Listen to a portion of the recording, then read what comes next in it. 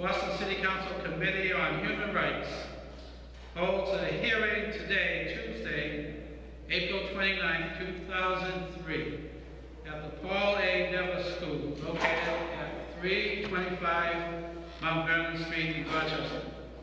Subject of this evening's hearing is docket number 0257, order for a hearing to investigate the basis of harassment complaints and concerns expressed by Harbor Point apartment residents. The order, which was filed by Council Attorney and referred to this committee on January 29, 2003. It reads as follows. Whereas it is alleged that residents of Harbor Point Apartments, formerly known as Columbia Point, including youth of color, their parents, and longtime former Columbia Point residents, have been subjected to repeated and unnecessary harassment by security forces, including, it is alleged, the Boston Police Department at Harbor Point. And whereas it is alleged that the practices of security force and the Boston Police Department raise issues of racial profiling and discrimination targeted at youth of color in the Harbor Point community. And whereas these allegations raise serious public safety concerns, and whereas residents of Harbor Point Apartments have requested that the Boston City Council provide a safe and non-intimidating atmosphere for young people of color in longtime Harbor Point Apartments, former Columbia Point residents, to relate their experiences with law enforcement in their community. And whereas Harbor Point Apartment residents of color wish to have public safety concerns addressed in a manner that does not compromise the civil rights and civil liberties of their youth of color and those with whom they associate, as well as those who act in their behalf. Be it therefore ordered that the appropriate committee of the Boston City Council hold a series of public hearings to investigate the basis of harassment complaints and concerns expressed by Harbor Point Apartment residents, and to give impacted residents and representatives from Harbor Point Security Force, Corcoran Genocide Management Company, Harbor Point Community Task Force, the Boston Police Department, Boston Housing Authority, Mass Housing, Housing and Urban Development, and the general public opportunity to testify. The matter has been referred to, as I mentioned, to this committee, the Committee on Human Rights. And I am joined by two of my colleagues on the Boston City Council. The District City Councilor representing this area, Boston City Councilor Maureen Feeney. Thank you for joining us, Councilor. And Boston City Councilor Chuck Turner, who filed the order along with Councilor Arroyo and myself as co-sponsors. The way this hearing will be run is as a formal Boston City Council hearing, which means there will be no demonstration of support or opposition. We will be accepting testimony from individuals at the podium to your right. The testimony will be videotaped and cablecasted, I believe, as early as tomorrow morning. And the purpose, again, is to gather information and to give everyone who wishes to testify the opportunity to do so. At this time, I would like to ask Councilor Turner, as the maker of this order, for an opening statement, and then I would ask Councilor Feeney to do the same. Councilor Turner. Thank you, Mr. Chair.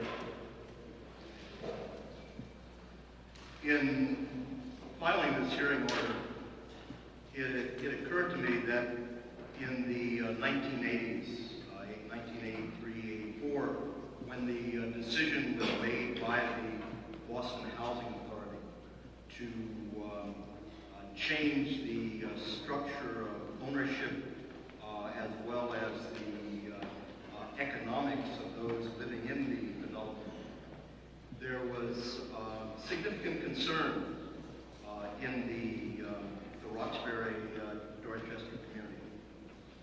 The concern was one that there were going to be units necessary to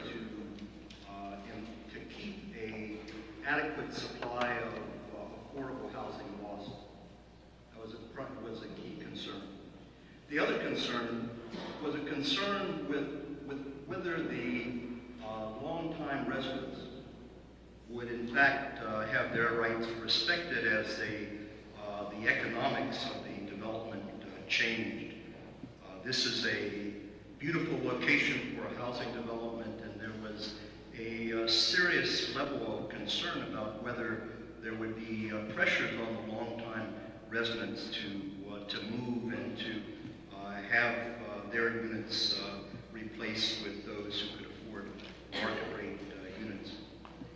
Over the years since then, periodically heard concerns about residents voiced by the residents and concerns in terms of the visits of family members and how family members were treated, etc. But it seemed that those issues were always resolved and the development moved on. Given that background, when the issue was presented to me in terms of a pattern of police harassment of the youth, I thought it was very important for the City Council to step forward and to assure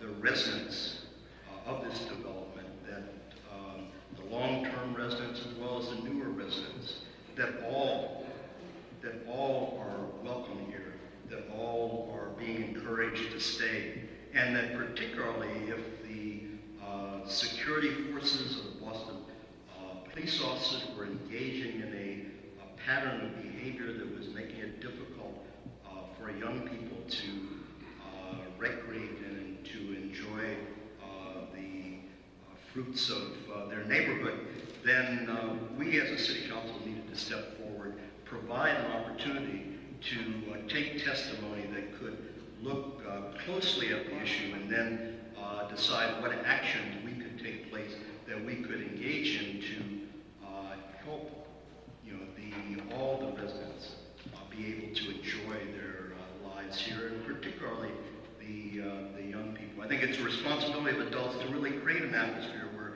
young people can feel nurtured and protected and can feel that they really have an environment in which to learn and grow. And so this is one situation that we really can focus on that issue.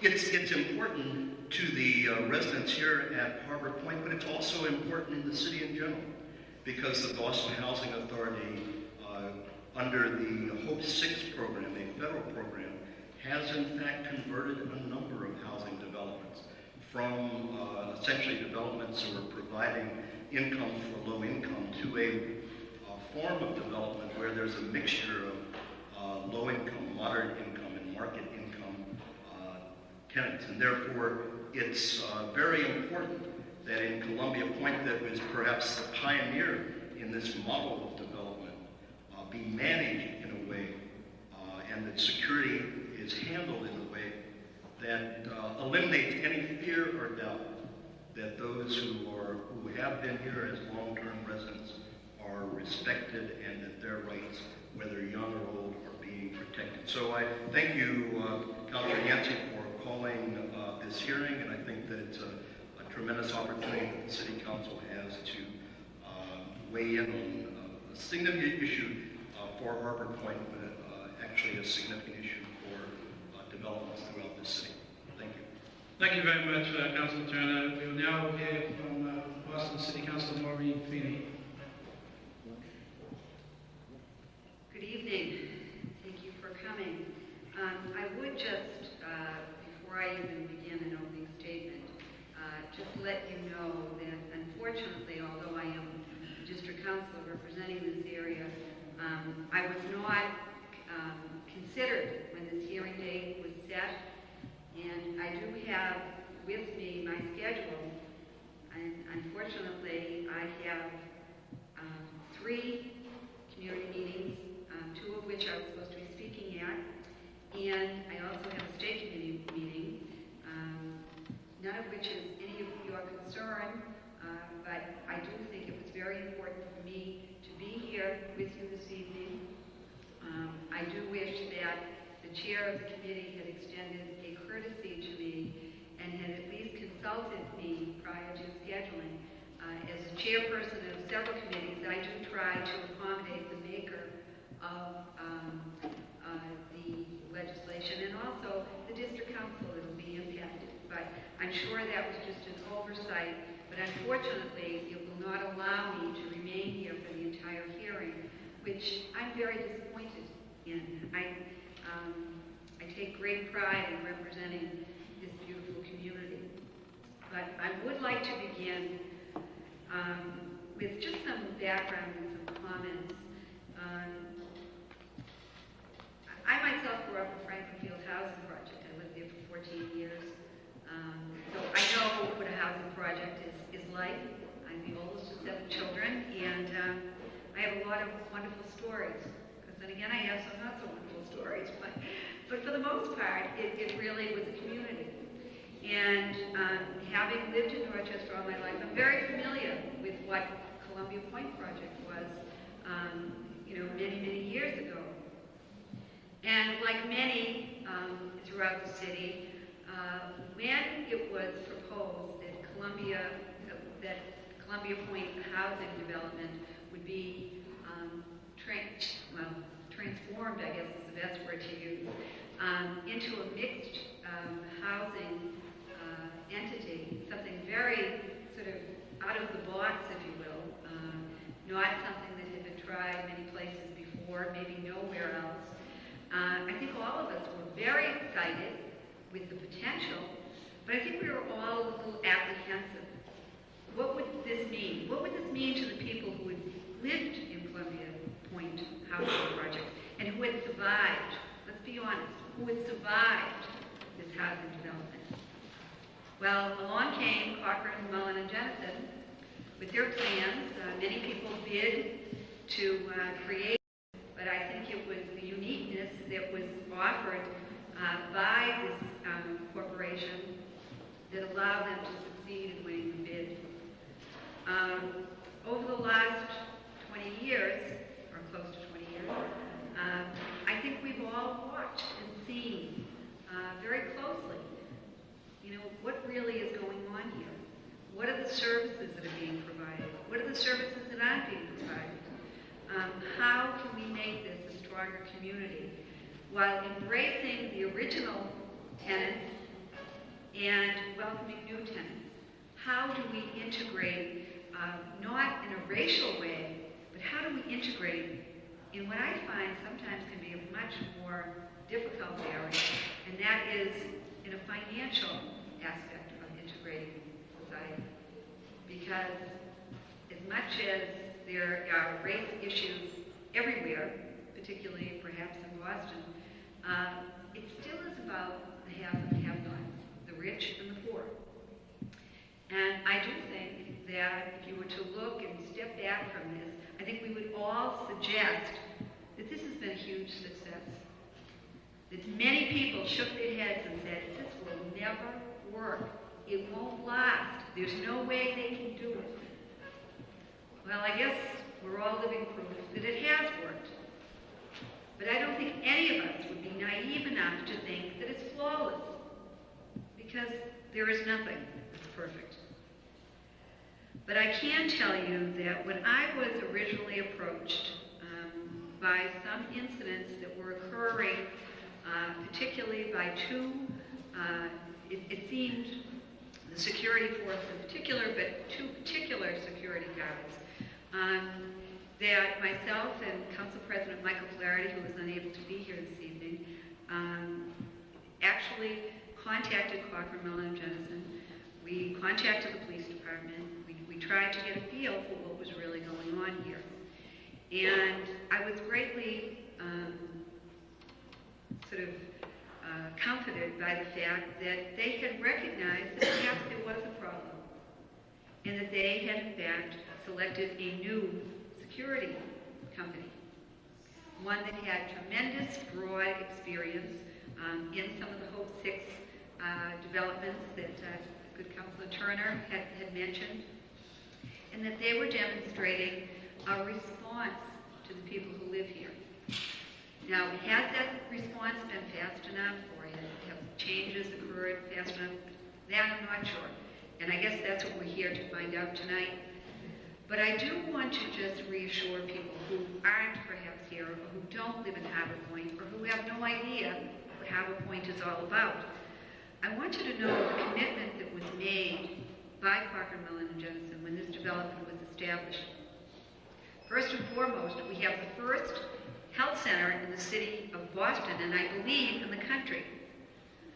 And we can lay claim to that health center. It is still here today. There are several individuals in particular who are doing tremendous outreach work with our youth, trying to contact and engage our seniors.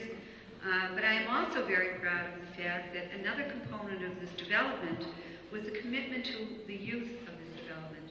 The Cochran, Millen, and Jennison created the Walter Denny Youth Center. Again, that was an agreement that came not out of the air, but out of discussions and negotiations,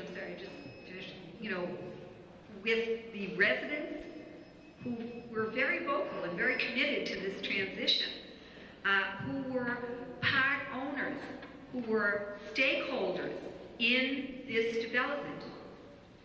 And, recently we've had tremendous resistance, but I think the numbers of youth that are actually using the Walter Denny would tell you that there was a problem there, that it wasn't working, it wasn't up to full capacity. And many people have looked at it and said, why? Well, a bid was sent out, and several entities, nonprofits, applied, and I am proud to say tonight, as a board member and a trustee of the Daniel Meyer Boys and Girls Club, that we now have this collaboration of the Walter Denny with Daniel Meyer Boys and Girls Club. And the hope in all of that is that the woman who will be the director of this youth center is one of the original tenants of Harbor Point, Columbia Point. She is no implant. She is no one who just moved here, someone who doesn't understand, who doesn't get it.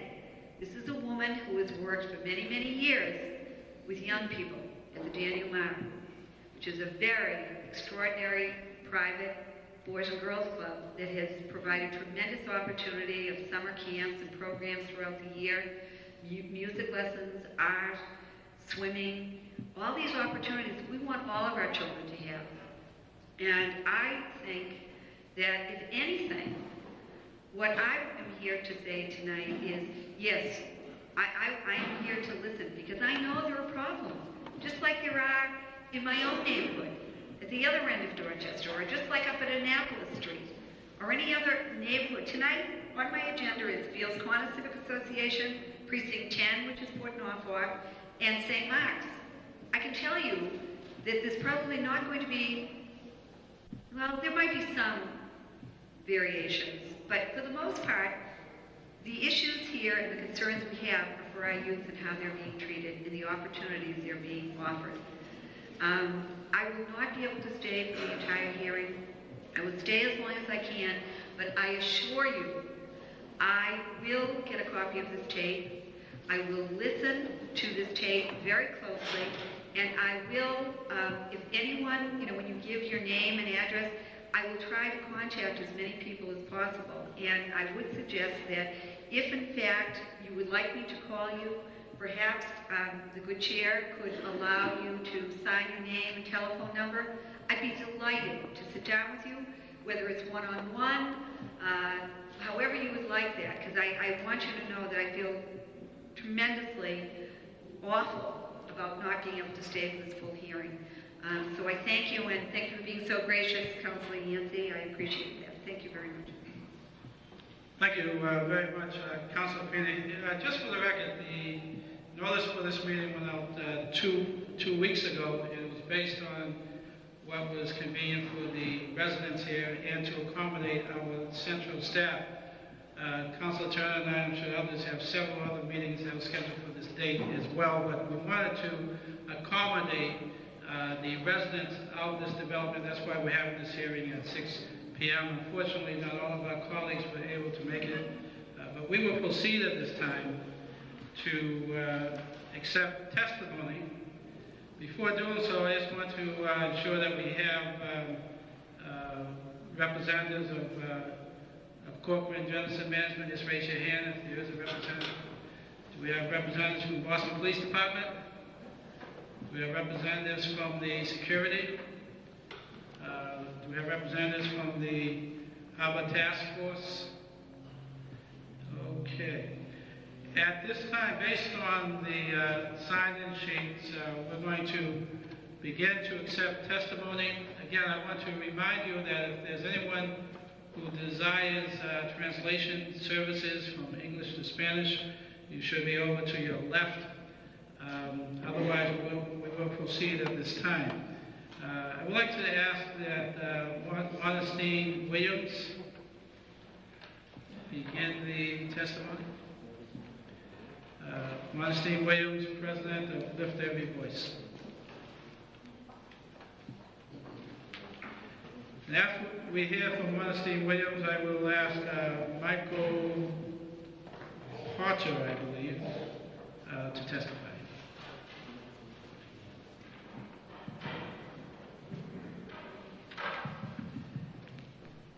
And we have roughly 20 individuals who have expressed an interest in testifying, so would ask everyone, if they can, limit their testimony to no more than 5 minutes, but preferably 3. I would really appreciate it. For the record, simply state your name. Good evening. I'm Modestine Williams, Mr. Vice President. Thank you, Councilman Chuck Turner, Yancey, and Maureen Feeney for coming here. As you know, it's been a long time coming. It's been about a year of complaints. I just want to start off a little bit about me, just to say that, how Lift Every Voice became Lift Every Voice. As a child, I grew up in a neighborhood with majority of white tenants with no problem, no racial issues. We got along fine. And never had to worry about, even though everybody was saying how Columbia Point was this bad, drug-infested area, I didn't have to worry as a child growing up. I never, feared what a lot of people feared. But as I became an adult, about 2 years ago, I started getting harassed, and my children started getting harassed. So we began to have Lift Every Voice. Instead of me looking behind my back to see if my neighbors were going to bother me, I started looking to see whether security was following me. I had to go outside of Harbor Point and start asking for assistance to see what I could do. So it's been a struggle because now it became what everybody thought was this racial profile, Harbor Point, Columbia Point as this racial place where nobody would come to. Columbia Point was not that place, but Harbor Point became the slave plantation. So I ask you all here today, and I ask that everyone here come to testify because, we are tired of living on a plantation where we're afraid to speak. And tonight you will not hear all of the testimonies from the people who have come to me and asked to tell a story. Some other people from Lift Every Voice will speak because they're afraid to be harassed. Today, they were already harassed on the boulevard. They were told to come off the boulevard.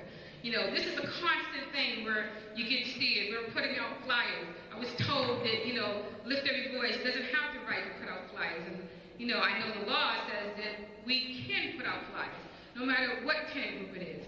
So I just want to let everybody know that you may not hear from some of the tenants because they're afraid. There's been a lot of retaliation where people have been getting evicted based on speaking out. So if you don't hear from the person, it's not because we've made up these stories. These stories are real, and there's a lot more stories. But on the boulevard today, security is standing there watching everybody come to the school. So people are afraid to speak. And I hope today, that some people will hear us speak and hear the stories, and they will come out, and from what you've said, that they don't know the law, that they cannot retaliate. So I thank you for coming here. It's been well overdue. Thank you very much. Thank you.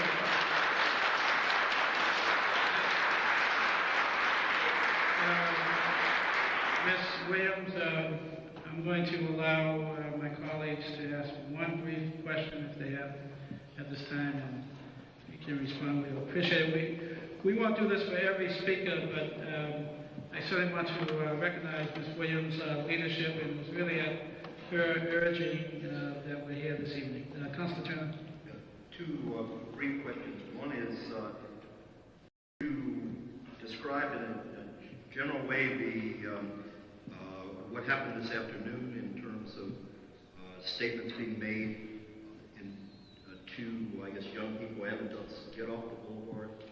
Well, today, some of my co-workers were out here today passing out flyers, and there was a bunch of teenagers in front of the store, and they were passing out flyers to them, and they were told that they had to get off the boulevard. And so some of the kids took the flyers and said, okay, we'll be here because, and then security seen us out there, so they think the last 2 days we've been out here, they stand there and they're intimidating us. If I call meetings to my house, where staff members and Lift Every Voice members are there, we have security standing out. I have the smallest street out here in Howard Point, but I have more security than I need. So that's the kind of stuff that we go through out here. And was that statement being made by those in the security force or those Yes. in the security force? Okay. The other question is, there's been a change in risk in the security force. You were well aware of that change? Yes. But what they did is, yes, there has been a change in security, but what happened, they kept at least 7 to 8 old security officers. And those are the ones that we're complaining about. We're not complaining about the current one, all except one of the chief. I think he's the chief. I don't want to say he's the chief. I'll have a complaint about him later. But basically, we're not complaining about the new ones. They haven't been harassing anybody because they don't know anybody. It's a lot of the old ones that stayed behind. Thank you very much. Thank you. Councilor Green, do you have a question? Thank you very much, Ms. Williams. At this time, I'd like to ask Michael Pardo to come to the microphone.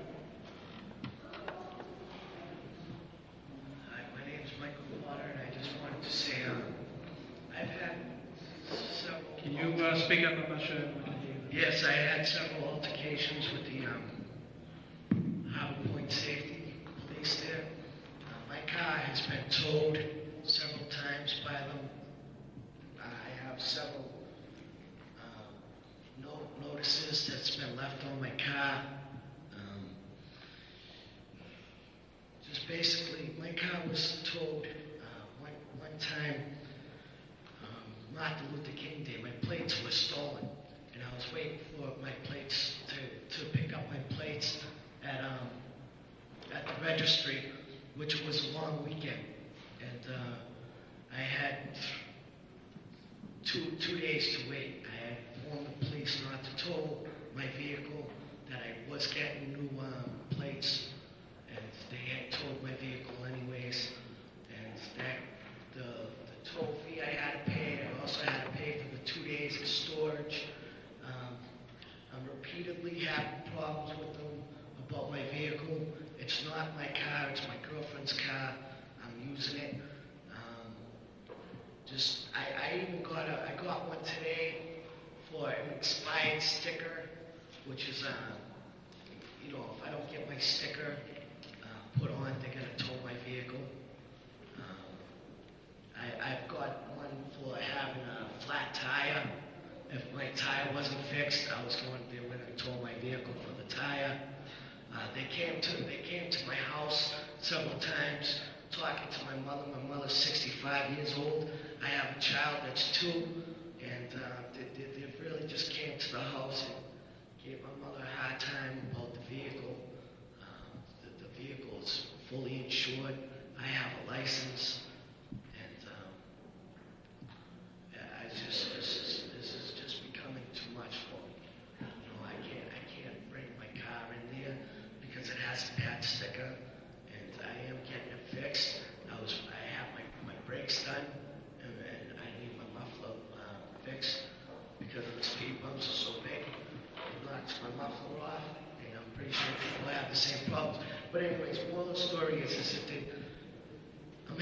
problems with them constantly. You know, putting tickets on my car, coming to my house, talking to my mother in a rude fashion, you know. Mr. Porter, are you saying that these are all forms of harassment, that you've been singled out in some way, or is this the type of treatment that anyone receives at Harbor Point and elsewhere? I have no idea, but see, I have talked to them before about the vehicle. The vehicle's not abandoned. I move it, whatever. I try to do whatever they ask, you know, and I just constantly have problems with them. And like I said, I got one today, you know, just for having a bad sticker. And I just wanted to, you know, I heard you guys were coming together and talking, so maybe I could be heard and let you know, that it's happening. Thank you very much, Mr. Porter. Councilor Turner, do you have a question? Yeah, just a quick question. Could you give a sense of the kinds of things that were said to your mother in general? They acted like my son was a criminal, and the whole time I watched them closely, holding the 2-year-old baby crying, to see how they were handling Michael. They were handling him very rudely, and they were mean. I asked them, I begged them off to stop. I said, stop, this is ridiculous. You get my whole house upset. I'm liable to have a heart attack over this. And around the third time that they came back, there's one cop, it was like 2 cops, there were 2 white guys, and one smiling and laughing the whole time. And to me, it was to a degree that it was sick. I did not find it funny. I don't know if anybody's ever been in their position, but I have been in their position, and my son has been in their position. We've had to pay a lot of money for all this. You know, the cars getting towed, looking out the window to see what are they doing to our car again, what's going on here, you know. How long ago did this happen? It started when? No, in terms of the police visiting your house? Oh, they were there 3 times. 3 months ago, 4 months? Within the last 3-4 months. Last 3 months. February, And March. were these Boston police officers or the security forces? There was security. Security. The towing of the car was done by the security forces as opposed to Boston police? Yes, they were the ones that, it was the same police, same 2 guys. Thank you very much. Thank you very much for your testimony. We're being joined by Boston City Councilor Felix Arroyo. Councilor Arroyo, we've already begun hearing testimony from residents. If you would like to make an opening statement at this time, I will certainly allow it if your remarks are very brief. Otherwise, we will continue with the testimony. Councilor Felix Arroyo. Thank you, Councilor Yancey, for the opportunity. I want to first apologize for not being able to be here before. I was in a court deposition about redistricting. I needed to be there as one of the lawyers needed to be. But also I want you to know that I'm very interested in hearing what the issue is and how this affects the community and also the police. My main concerns are always based on fairness and equity. So I have an open mind to hear what the situation is and work out with the neighborhood in any way or fashion that is needed. Thank you for having me. Thank you very much, Councilor Arroyo. We will now hear from Dorothy Haskins, a former resident, I believe. Okay. Sister Joyce.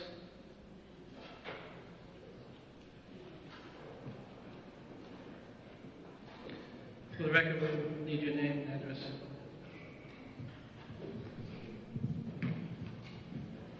My name is Sister Joyce McMullen.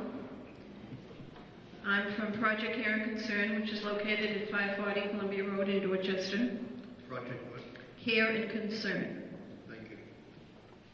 Project Care and Concern began 30 years ago as an outreach and support to residents of the Columbia Point Housing Project. For the past 30 years, Project Care and Concern, primarily myself, with some other folks who have joined me, both from the community and from my religious community, the Sisters of Notre Dame, have been part of the journey of many of the residents in this development, both Columbia Point residents and Harbor Point residents. In that journey, I have supported youth in many, many ways, as well as senior citizens and families. The present situation that brings us here tonight is well overdue. I think that the community here represents approximately 1,000 children under the age of 18. These children are living in a community that needs to be nurtured. They need to have the services that are necessary for them to become productive citizens in our society. When situations happen that young people are given trespassing notices and all of this stays with these young people for many, many years. They go to be employed, fill out a form, they be quarried. This stays with these people. And whether these quarries can be traced to be justified or not, people don't do that. They just look at the quarry and say, ooh, there's a question here. Some of these young people that I have journeyed with for many, many years would like to go to college, would like to apply for loans and grants. And if they have these quarries behind them, justified or not, this can really do a tremendous amount of damage to the future of these young people. For this, I am very, very concerned. There's a lot of other reasons that would bring me to this podium that I have to look at, but I think this is probably the most important issue that we can address as we look to the future of our community here and the future of our city. Whether it's at Harbor Point, or whether it's in Fields Corner, or whether it's in Jackson Square, where I lived for 8 years. These issues have to be addressed. And remember, as I see it myself and have experienced, the Boston Police Department have an awful lot of authority. And that power can be used and it can be abused. And I think we need to continually to look at these issues in the city and especially here at Harbor Point. I thank you for your time. Sister Joyce. Councilor Turner has a question, and I will take this opportunity, with all due respect, to remind the audience that this is a formal Boston City Council hearing, so I would actually discourage indication of support or opposition, so we can facilitate a very professional hearing that will be viewed by the general public when it's cablecast and will be examined by each of my colleagues. So I understand the emotion that may be involved. I'm willing to, again, discourage applause or otherwise demonstration of support or opposition. Councilor Turner? Thank you, Mr. Chair. Just 2 or 3 questions to try to get a feel for your experience. When you reference the trespassing situation, could you talk a little bit in a general way about what that means, what's being experienced around the issue of trespassing? In talking to some of the parents whose children have experienced trespassing situations, is that if they had some situation outside the point that they were involved in, that issue was brought, from my understanding, to the development. So when the development hears about a person having done something outside the development, that comes in to the development, and then a trespassing form is brought to the house stating that this person should not be on the development because of something that person did outside the development, no, not in Harbor Point. So then, in some cases, the situation is that the person is under 18. Let's say the person is 17, 16. The mother lives in the development, Harbor Point, and this individual is supposed to not be trespassing on Harbor Point property. Where does the child go? Where does the child go? So the child has to be relocated if the person wants to remain in the development, because many times evictions come from this situation.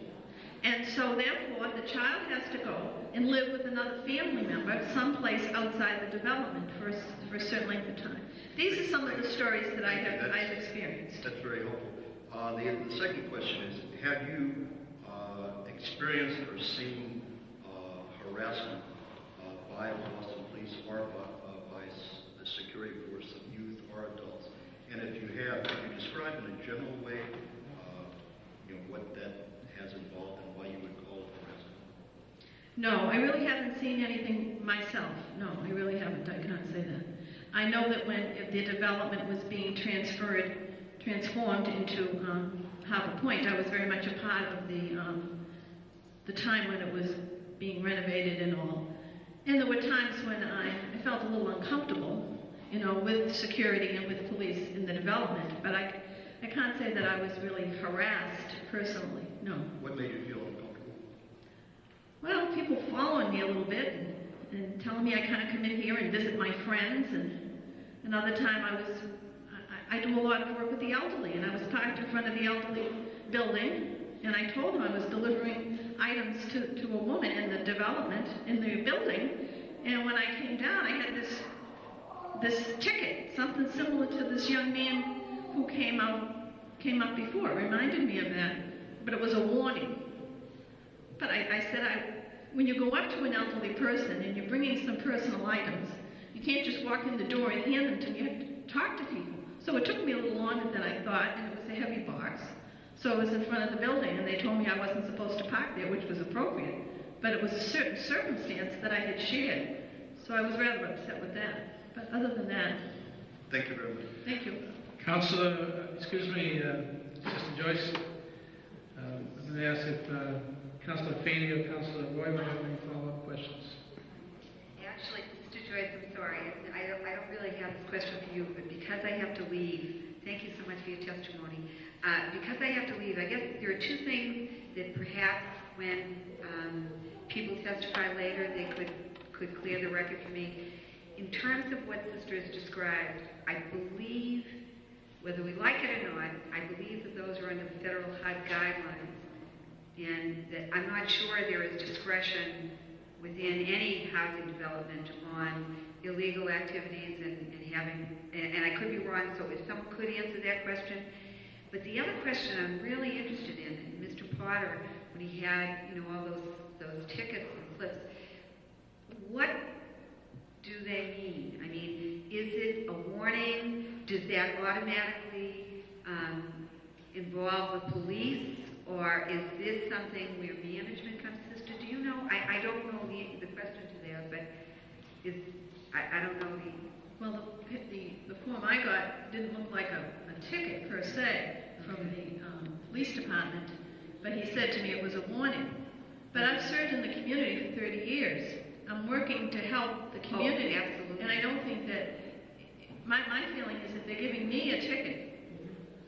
I mean, what might be happening to other people, I don't know. It just seemed a little inappropriate. No, absolutely. And I guess, I should have probably asked Mr. Potter, and I don't know if he's still here, but I just have no idea what those, does that automatically, involve Boston Police Department? Or is this something that gets taken care of in-house? Thank you so much. I can't answer that question. Thank you. Thank you, Councilor Feeney. Councilor Royal, did you have a question for a minute? Just, thank you. Just to have a sense of clarification, how long has these issues been brought to your attention? How recent they are?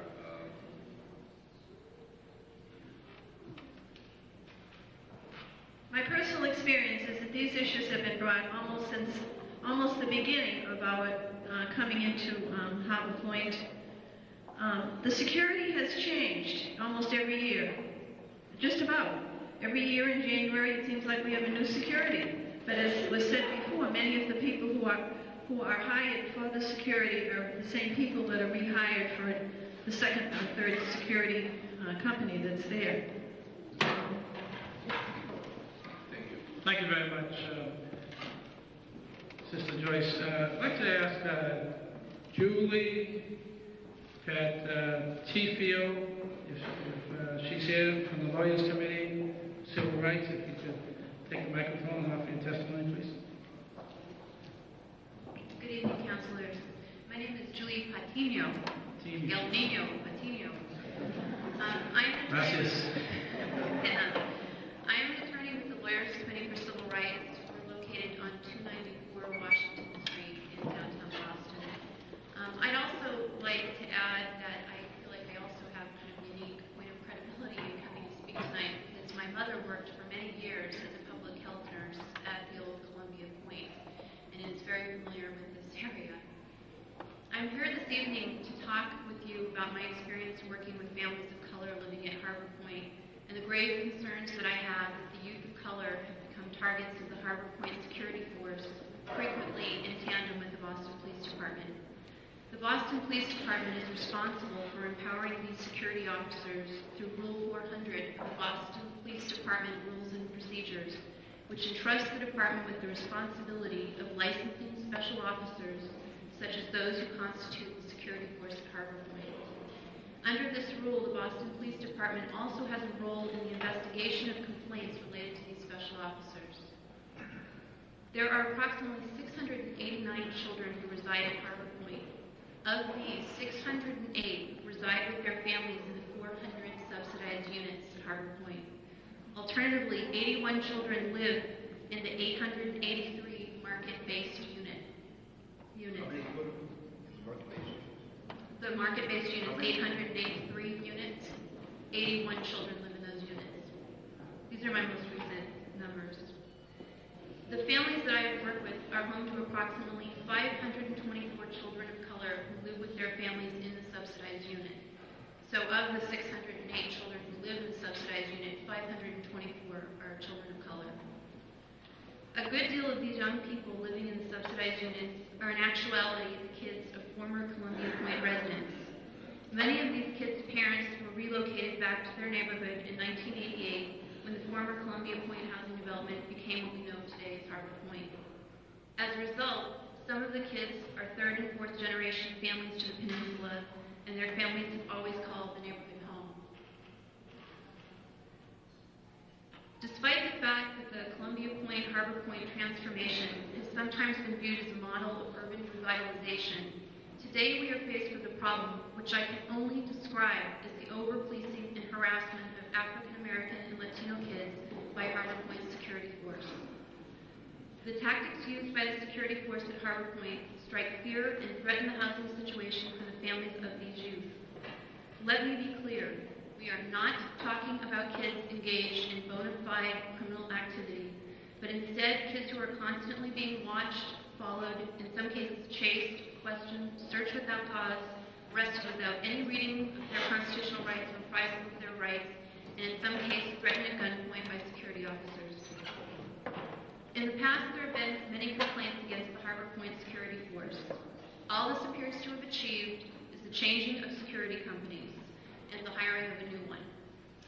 I'd also like to point out at this point something that was mentioned earlier by Mrs. Williams, and that was essentially that there are different security forces that are being hired, but it's just a reconstitution with some of the exact same bad actors that were with the prior security company. So new name, same actors.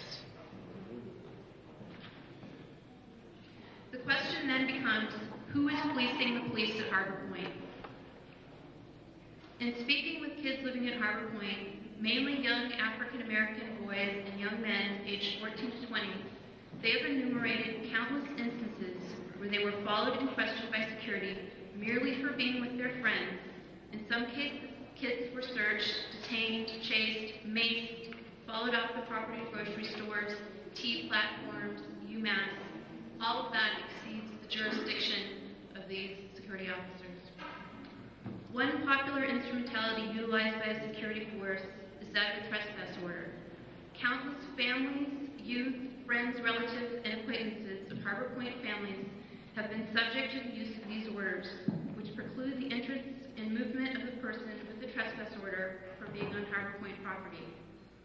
These orders are given arbitrarily, most often with little or no cause, verbally, and without the individual even knowing why they have a trespass order against them.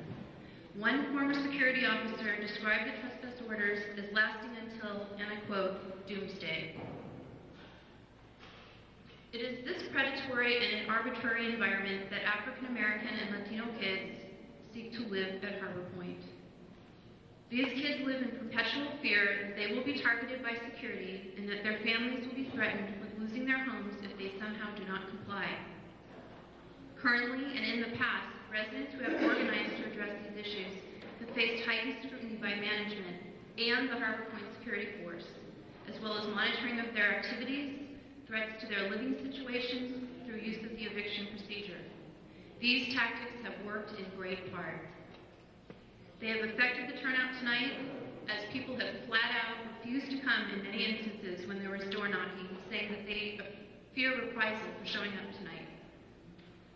Many have already been threatened with eviction, or evicted, or in the process of being evicted by the CMJ management.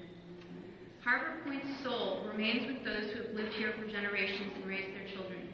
These kids feel that the neighborhood is no longer their own, but one instead where they must continually remain vigilant of a security force that stands poised to constantly question their every move. The issue today is also one of a community's self-determination, as well as preservation of a neighborhood's original residents and their progeny. For example, the youth center was intended to be a vehicle through which residents could exercise their right as a partner in the Harbor Point experiment to provide services to the young people of Harbor Point. That resident then compromised with the actions of the CMJ management company, which has recently taken away the residents' ability to determine who will run the center and what types of programs will be provided for youth. Before I close, I would like to once again reiterate and thank the council for recognizing that many people who came here tonight to speak or have other people speak on their behalf are quite brave. And I also hope that the council will remain poised and vigilant to swiftly act upon any form of retaliation that is exacted upon those individuals. Thank you. Thank you very much. Before you leave, thank you. Before you leave, I just have just a couple of questions. You made some very serious allegations of harassment, of an environment being created where many of the young people do not feel as comfortable as they should feel in their community, in their home. Can you tell us what steps, if any, have been taken to address any of these allegations? Do you mean specifically, Counselor, by legal means or? By legal means, by other means as well, in terms of meeting with management, having discussions with the security force. What recourse do the residents have in these cases? Counselor, I actually think this was our first course of action. I think the tenants, as Ms. Williams indicated, tried to go it alone on this for some time and recognized very quickly that they needed some external leverage and support for what I would only deem as victimization internally here. So this was the first modality that we spoke of. I can assure you others are being considered, but I'm really not at liberty to say it. Thank you very much. Councilor Turner, do you have any questions? Thank you. Councilor Fee, I think, was referring to some of the HUD regulation around the question of people who have been arrested for selling drugs, perhaps possessing drugs, having bars to obstacle in terms of living in HUD-subsidized developments. You apparently are familiar with some of the harassing, the trespassing. You're apparently familiar with some of the trespassing notices or warnings that have been given. From your understanding, have those been given in situations dealing with people who with the issue of people having convictions for drug selling or other kinds of convictions related to drugs, or separate from that? I personally am not aware of one situation where I spoke with someone where they received a trespass order as a result of being accused of drug-related activity or being convicted. And the HUD regulations are actually quite broad insofar as you don't even really have to have a conviction. There can be, a search warrant executed or something of that nature that would warrant a trespass order. However, the predominance of the stories that I'm hearing have absolutely nothing to do with any sort of bona fide illegal behavior or even a semblance of it. Furthermore, let's even separate out the issues of an accusation of suspected drug activity versus other forms of activity. The HUD regulations do speak to the drug activity. As for the others, that's a very broad-based, I believe, interpretation of the HUD regulations.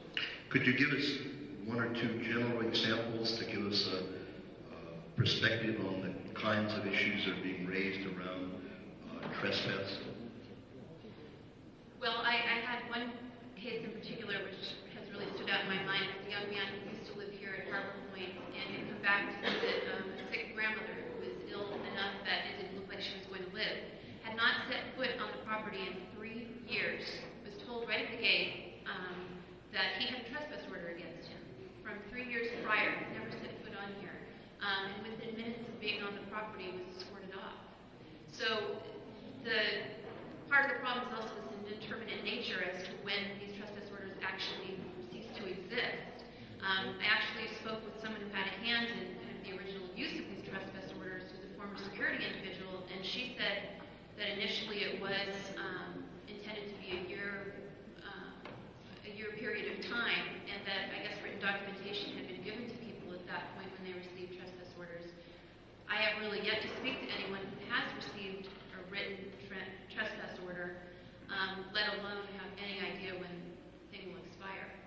Do you know whether there's any legal basis in the issuance of trespassing orders to residents who live here? Well, I will say that I know I guess I can't head on answer that question, to be honest with you, but I will say that I've never seen trespass orders used in this regard. And frequently people have showed up to court trying to find documentation in the court system whether or not there's an outstanding trespass order against them, and the court has no idea what they're talking about. So I'm not sure that they're being used in kind of the legal sense that they typically are used. Thank you. Councilor Roy, do you have any questions? Okay, thank you very much. I would like to ask Mr. Charles Crump and Lisa Thoreau Gray and Montre Williams, if three of you could come to the podium at this time. And after we hear from Montre Williams, we will have Robert Morris. So those of you whose name I've mentioned, if you come forward at this time, I would certainly appreciate it. Charles, we'll hear from you first. Good evening. My name is Charles Crump, and I was a former resident of Harbor Point all my life. My problem I had was I was one out of 29 grandkids born in the Columbia Point, Harbor Point units, and there was always problems with who's who.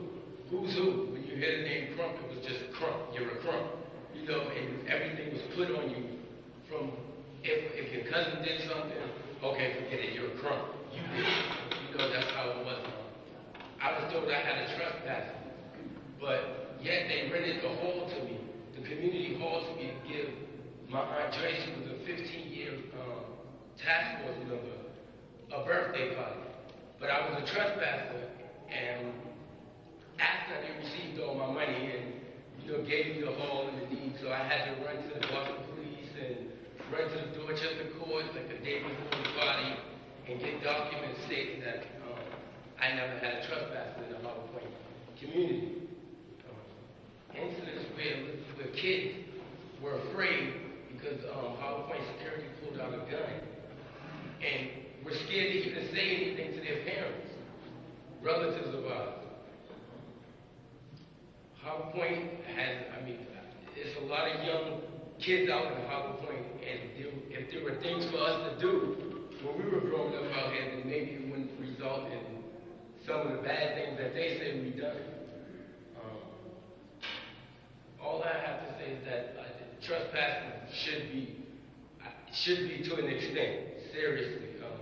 And they should know who they're giving trespassing to, and people should be aware that they are trespassing, not other residents of the community, saying to them that don't let me see this person near your unit or you're going to be evicted. Don't let me see this person coming out your car because you're going to be evicted. I just think that trespassing should be, to a certain extent. Thank you. Before you go, please, no applause.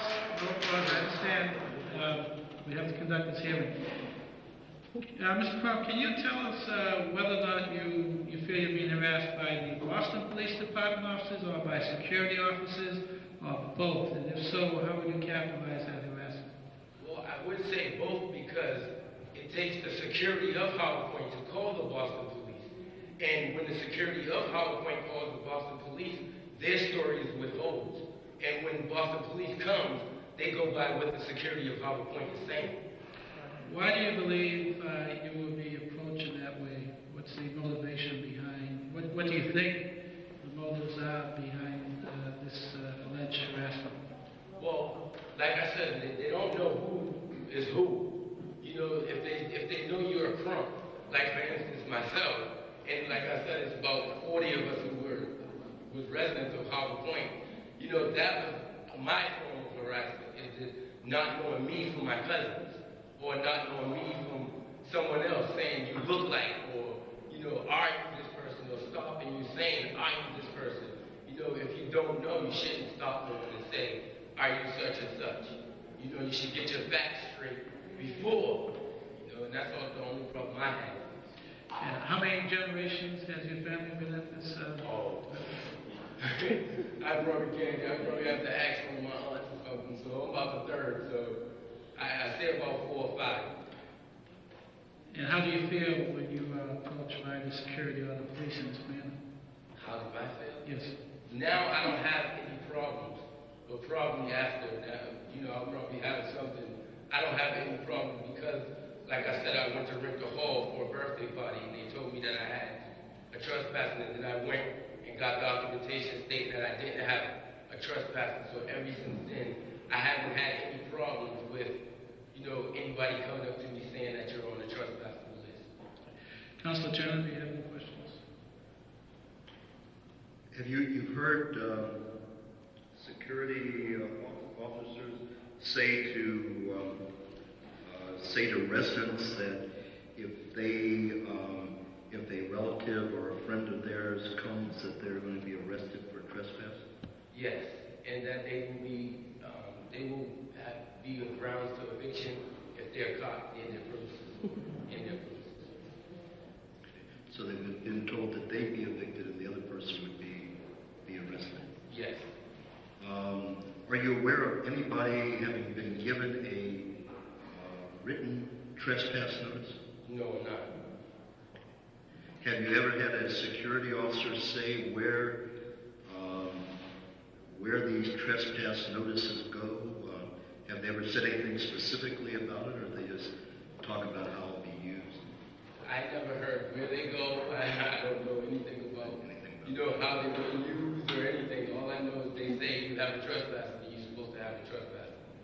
Thank you very much. Thank you. Thank you very much. I would this time ask that Lisa Thoreau-Gray, Special Projects Director of the Juvenile Justice Center, to testify this time. Thank you for inviting me to speak tonight. I'll be very brief. I believe Julie Patino from the Lawyers Committee for Civil Rights has basically covered the issue. The Juvenile Justice Center has interviewed about 25 young people. Ms. Kimbata and I have interviewed them and have seen a couple of disturbing trends, namely what you might call sweeps of young people aged 10 to 16 being stopped, frisked, searched, patted down, questioned, sometimes in handcuffs, and it seems like overkill, if you pardon the expression, to achieve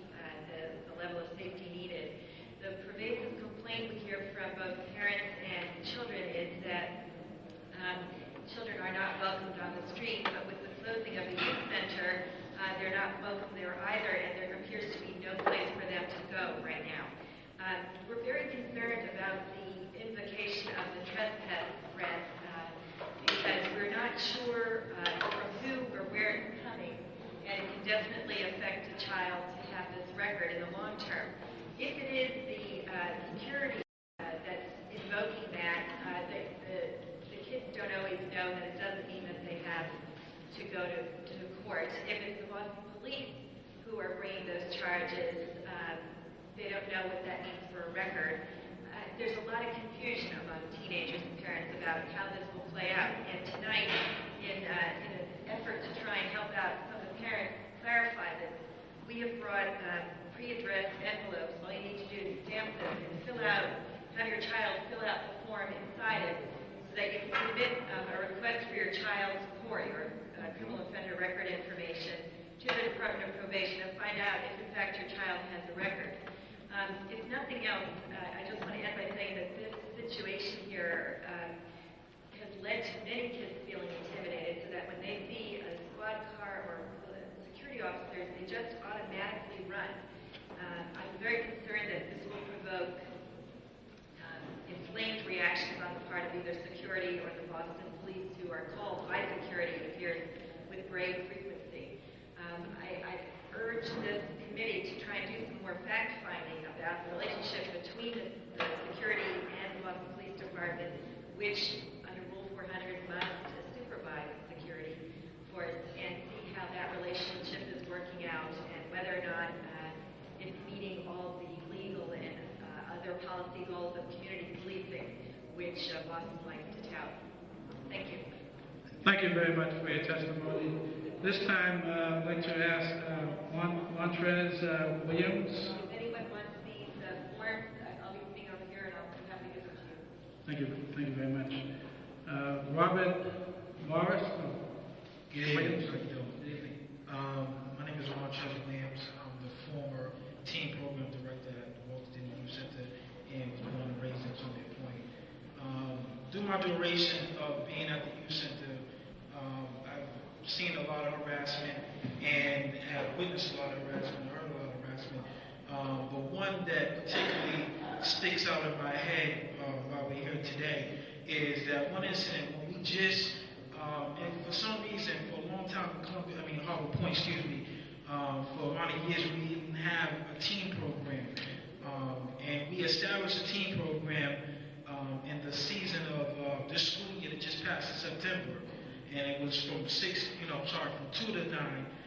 So that would give all the kids that were hanging out from the store and the pizza shop, for they can get out of there and come somewhere where they can be, safe and have recreational things.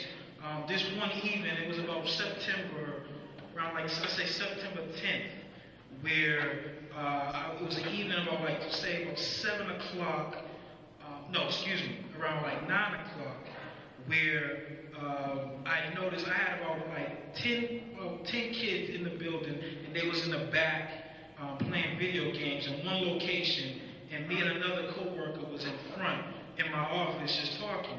And I checked on them, make sure, and I told them, hey, the next 5-10 minutes I'm gonna be shutting down. All of a sudden, I just hear somebody come to the front door and said, hey, what are y'all doing in here? And I jumped up out of my seat and I said, what's going on? And they got their guns drawn. It was 2 security officers. And he said, hey, I know you, we heard that somebody broke into the youth center. I said, well, the place is fully lit up and I'm here. He said, yeah, we had a call that somebody broke into the youth center, so we just responded to a call. I said, well, there's no break-in. This is our team program. And, that's from that. Then all of a sudden, he just flipped it to where, he said that somebody pointed an info beam in his eye, a red info beam in his eye, and that's why he drawed his gun. And he said that we didn't know it was a hostile situation in here. That's why we drew our guns. But I'm like, the door's wide open, all the lights are on, and I'm telling you. And so then all of a sudden to backtrack just a little bit, one of the kids just ran out the building. I didn't know why he ran. He seen the officer with the gun, so he got scared and just ran out the back door.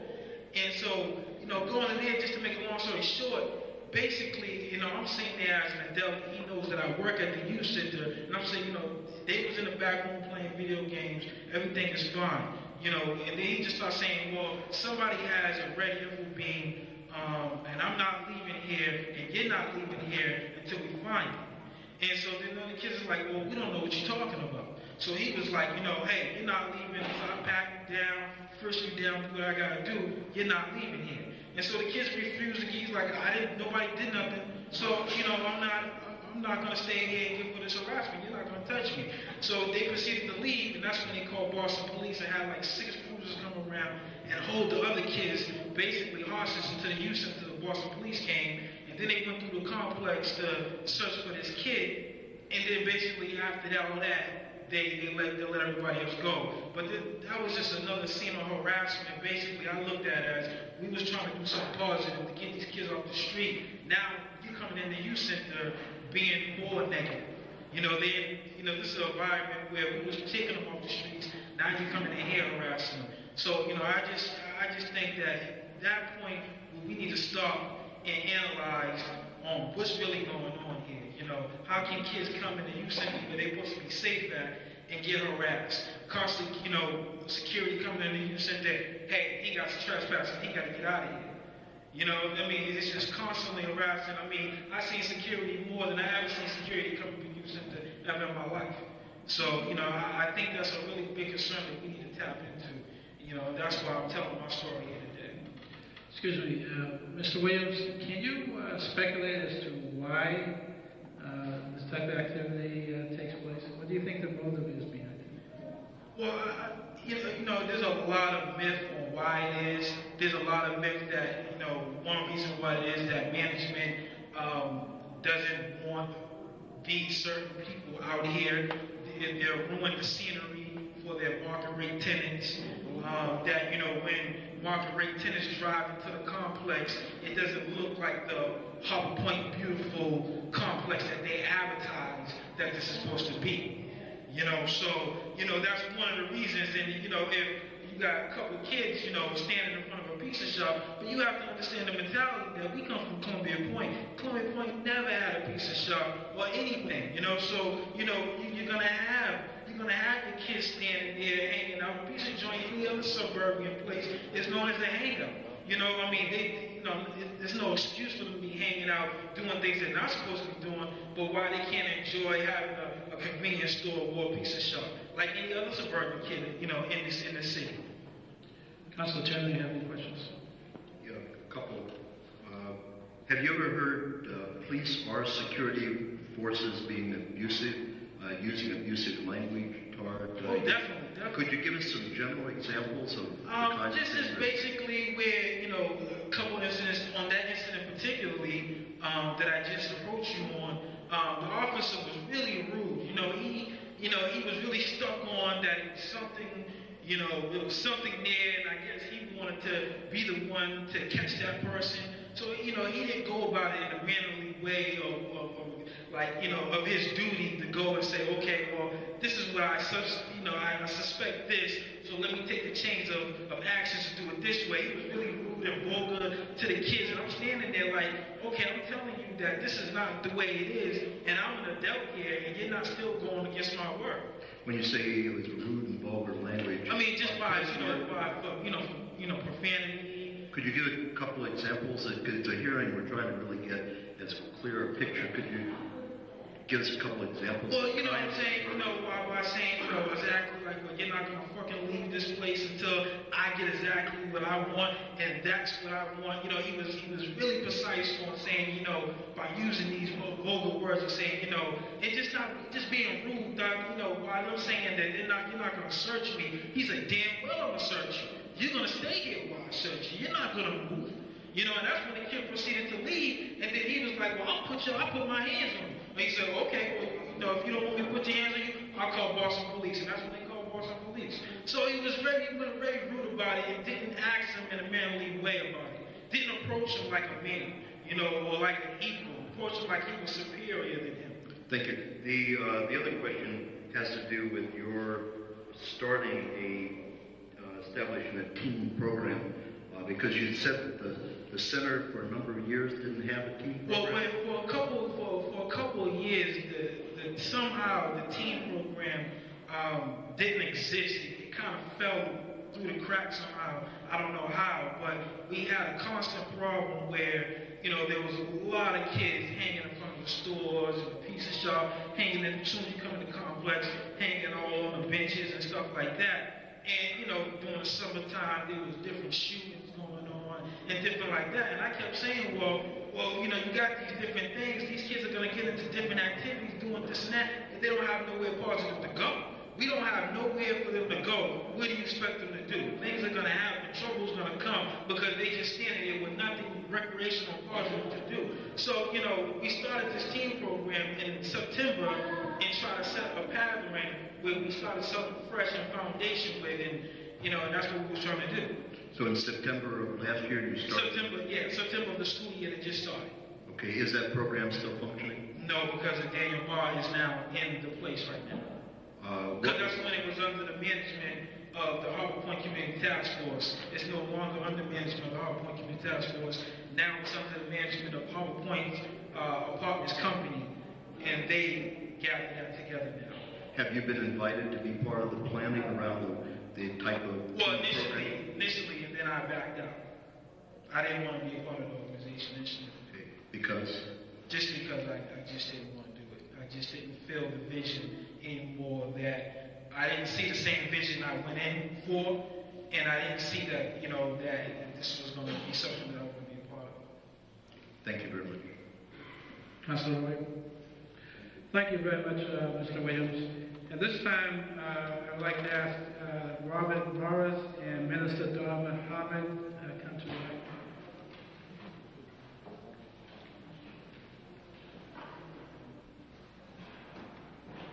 For the record, I'd like to have your name and address, please.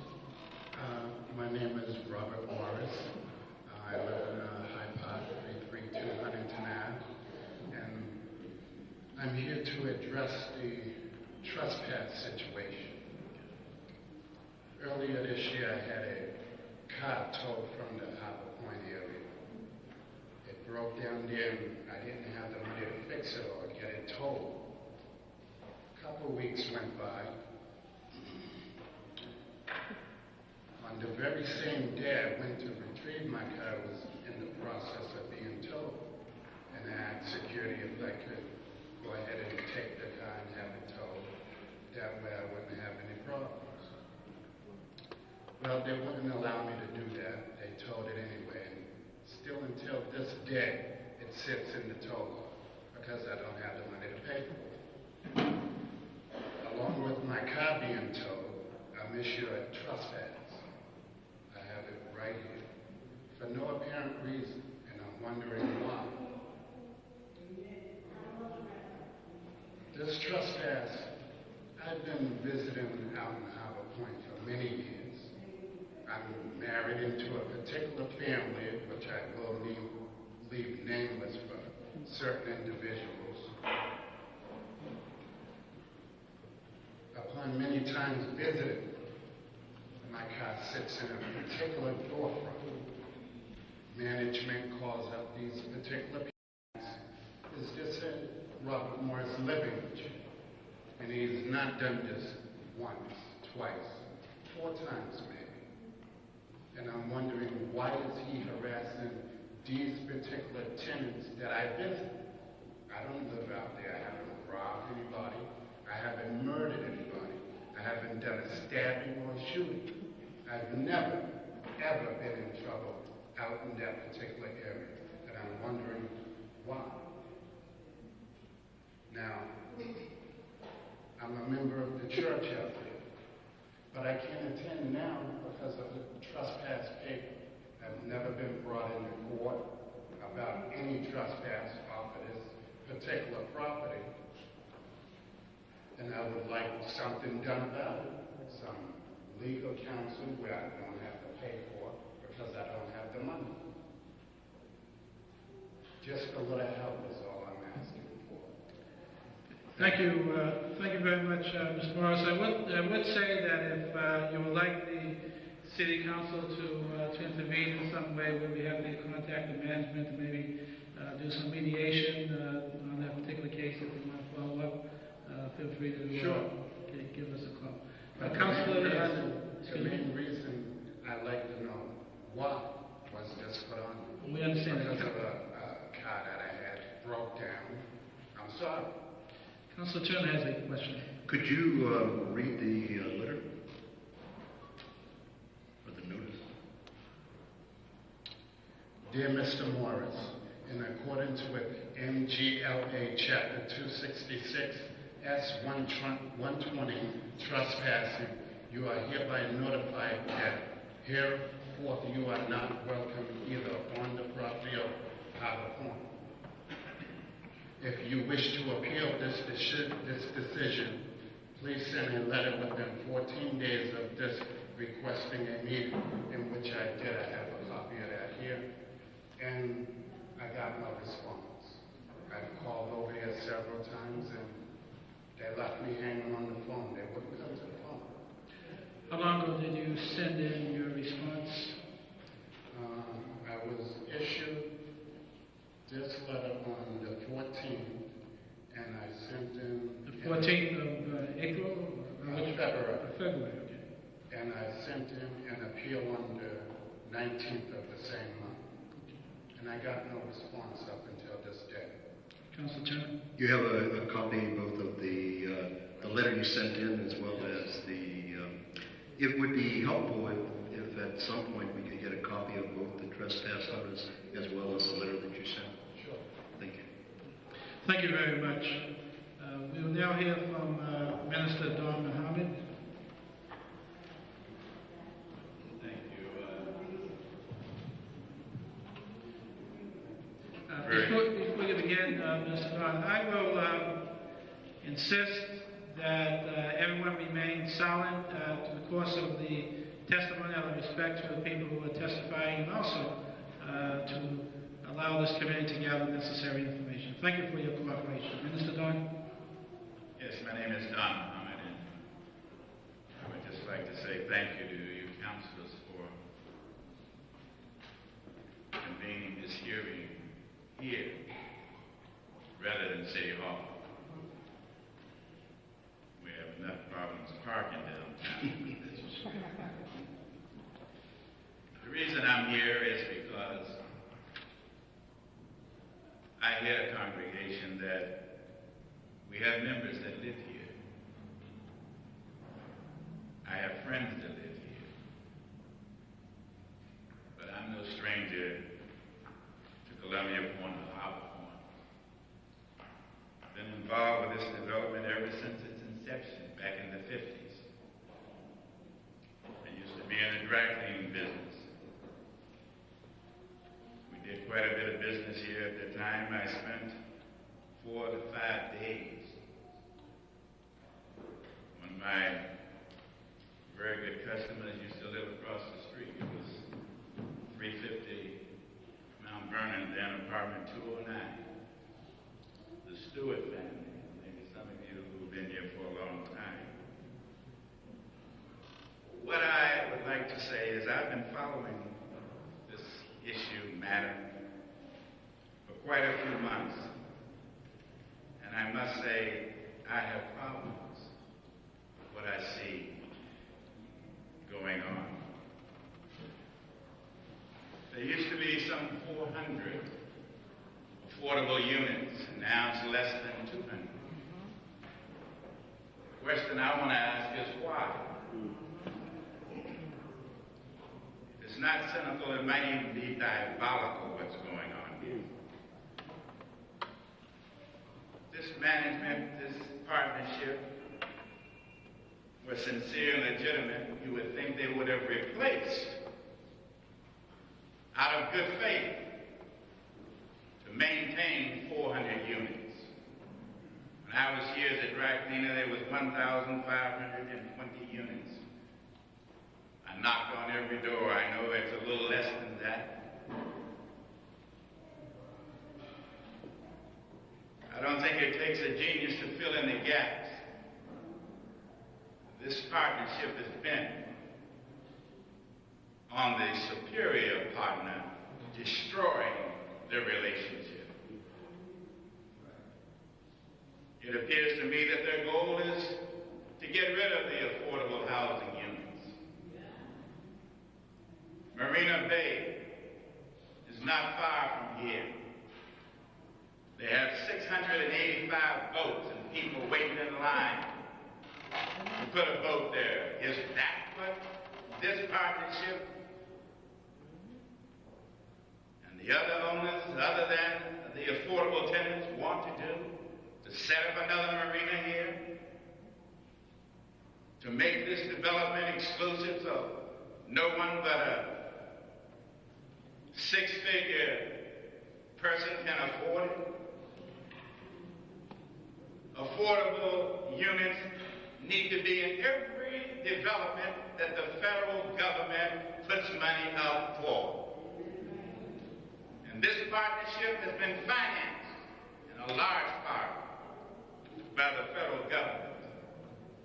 And if it's going to take the city government and this committee that you chair to start the ball rolling, this partnership needs to honor its obligation to the tenants of Boston and the people who don't make $200,000 and $300,000 a year. They deserve to live in Harbor Point like anybody else.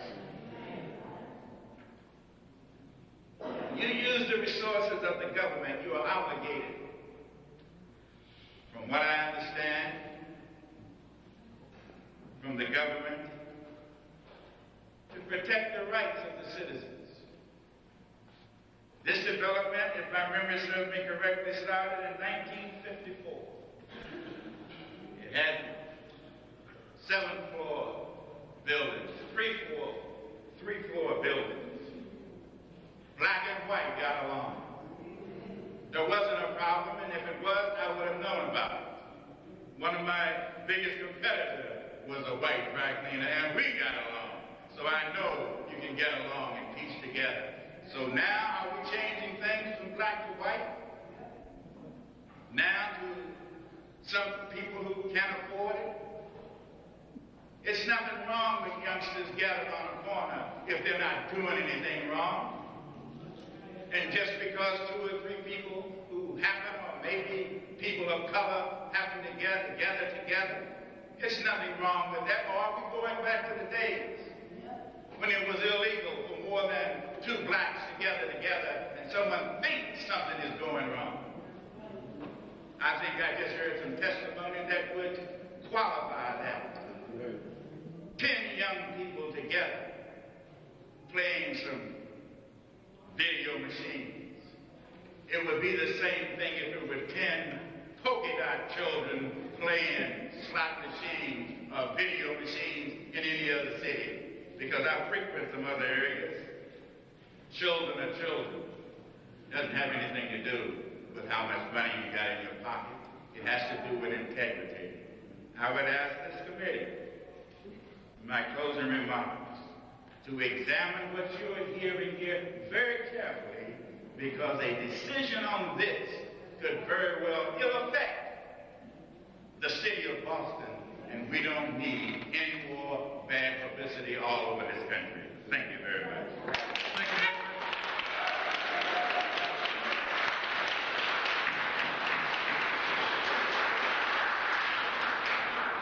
Thank you very much, Minister Don, for your eloquent testimony. At this time, I would like to ask Roshan Roel to testify, and Edie Juandu, Sandra Ray, Chanel Williams. If I'm calling anyone's name, please come forward fairly quickly if you can. Anthony Harris.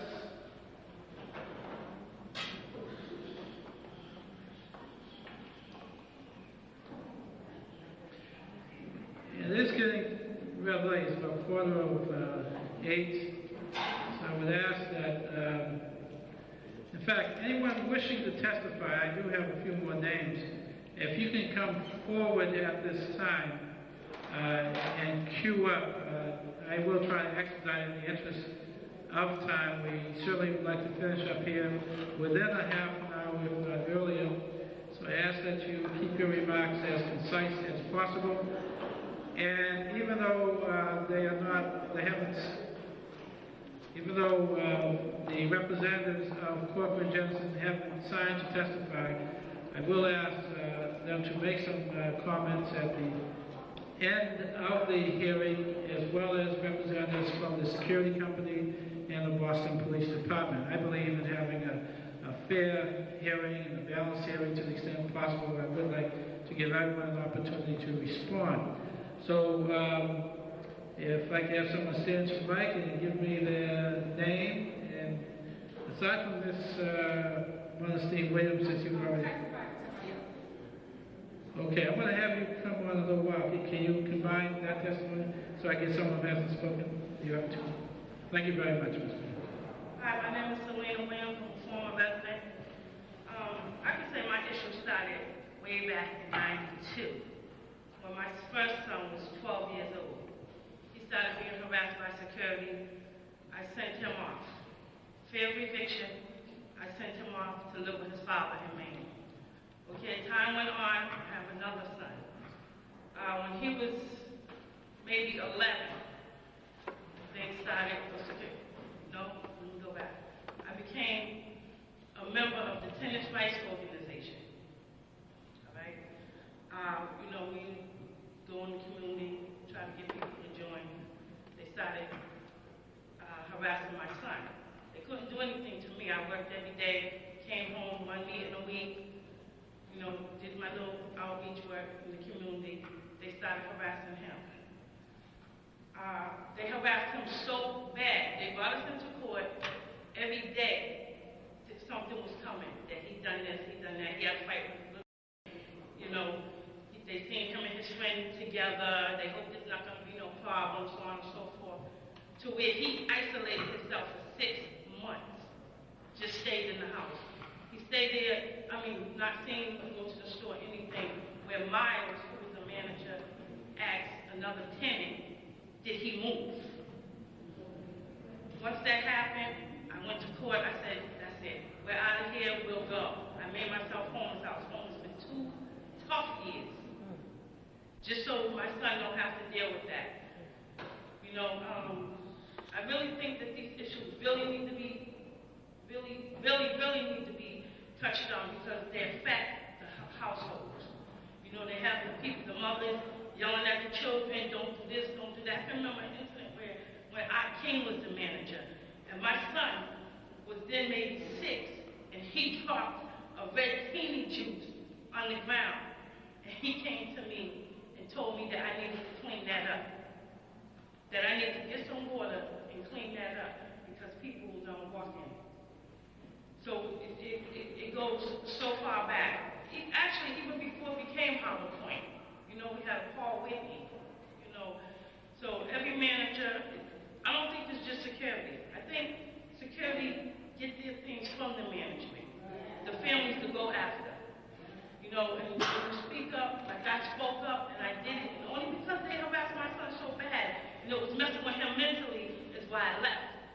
I was fighting them, and I would have fought them to the end. And going back to how it just messed up the household, it just put so much tension on families. Mothers yelling at the children, don't do that, don't do this. We're gonna be evicted for this. Don't step on the grass. I've heard parents say, don't step on the grass. To a 2-year-old. And fear of what? I've been a child. I worked with children for 17 years. Those are things that children love to feel. 2 years old, and just going back to the tension, and it put a lot of tension on my family. I've knocked my son upside his head plenty of times for things until I came to my senses and said, wait a minute, this man is really destroying my family here. So I really think that these issues really need to be touched as quick as possible, because they're not only getting rid of families, there's been incidents where they had people sign to take their children off their lease and told them, if they do this, if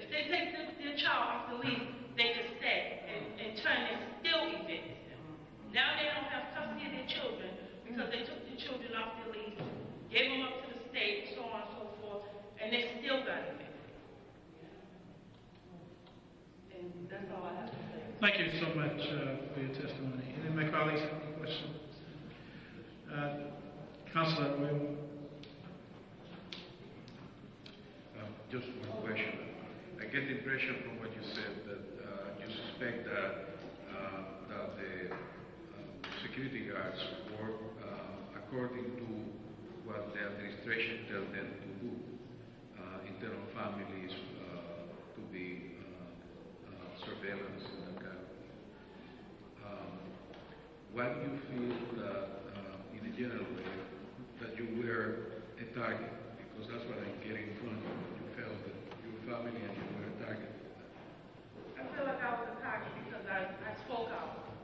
You know, before I spoke out, always when security was doing something wrong, I was there, what they call me, big mouth. Yeah, I was. I see something happen to children, you know, I took it. You can say it. And I would speak out. Then, I became a member of the Tennis Rights Organization. And I utilized my big mouth. I did. You know, I would go to task force meetings and, you know, and I would talk. And I know management didn't like it. Thank you so much for coming forward. Next person, please step to the mic, and for the record, I'd like to have your name and address and your testimony. My name is Sandra Ray. I'm from the Senator in Harper Point. I now live on Tremont Street in Roxbury. I have two boys. One of my youngest son was constantly harassed, but they accomplished what they set out to accomplish to me because I moved. My son he had trespass put on him, which I didn't know. This is recently that I just found that he had a trespass. My son wouldn't tell me because he knew how angry I would be. I still have family that live out here, but they still come out here. And my son had a trespass put on him, so he took it to court. The judge said it was ridiculous, and he threw it out. My son came back out here with a friend of his. They arrested him, and now he's on probation. They have records. These records don't go away. I don't care if you're 2, 5, 6, or whatever. When you have a record, you have a record, whether it's closed or what. Your record don't start at 18. So now he's in trouble because of things that started here, and it's constant. And he's going to continue out here because all his friends are here, because he grew up out here. And my family's out here, he comes out here to visit. But now he just got a trespass that he thought he got rid of, and they arrested him and re-arrested him. Now he's on probation until next year.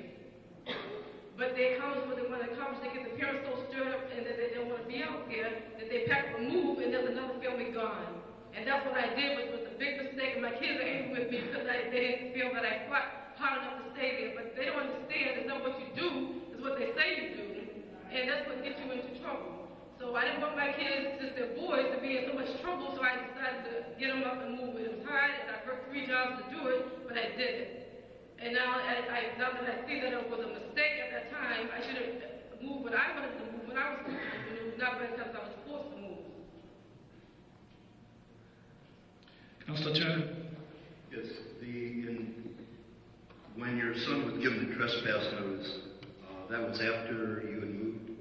Right, he wasn't given a notice, he was told he was trespassed. To this day, I still haven't seen nothing right. I would not know that he had a trespass of a probation officer they called my house. Because he's 17, they don't have to tell you anything anymore. Because the laws changed that when the kids are 17, they're treated as an adult in court. So he was told he had a trespass notice. Right. He went to court and the judge said there's no record that you have any trespass. Right, so he came back out to Howard Point. He was sitting on his friend's step. They said, you got a trespass. The arrest you. He said, I went to court, and he told them what the judge said and so on. They didn't care about that. So I guess that made him mad, and he got arrested again and didn't tell me because he knew, you know, that I would be upset about it. So he kept that from me, and that's not right. What was the charge he was arrested on? This just happened like a week ago. I don't know. I have no idea what the charge is now, what they said he did. I have no idea. And they told me that I couldn't get the records because he's an adult now, and we have to fill out some forms in order for me to see him. Yeah. I think all 3 of us would be more than willing to help you and your son deal with that issue since it's a present issue. So please feel free to call any one of us, and we should meet with your son and see how we can be of assistance. Thank you very much for your testimony. Next person, please.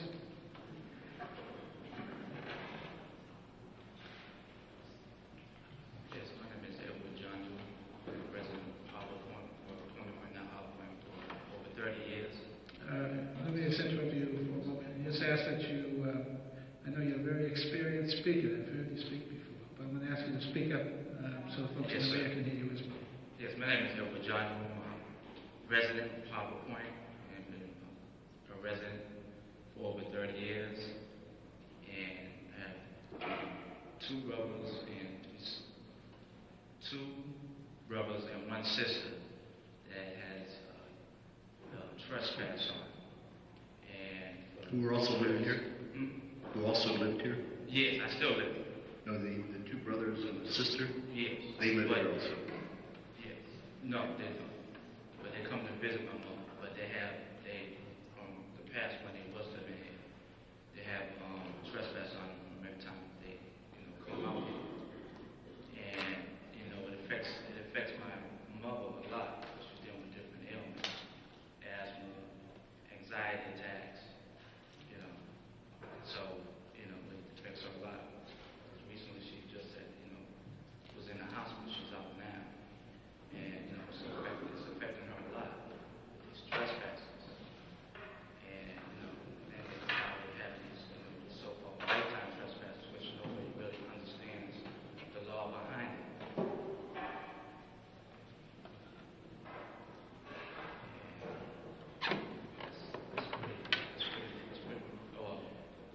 The second one is one week where my mother was staying with my sister, and she was told to come back to her apartment right away. Her house was ransacked, saying that one of my brothers had a gun in the house, and they found no gun in the house. The house was completely tore up. Mother came back, she was crying.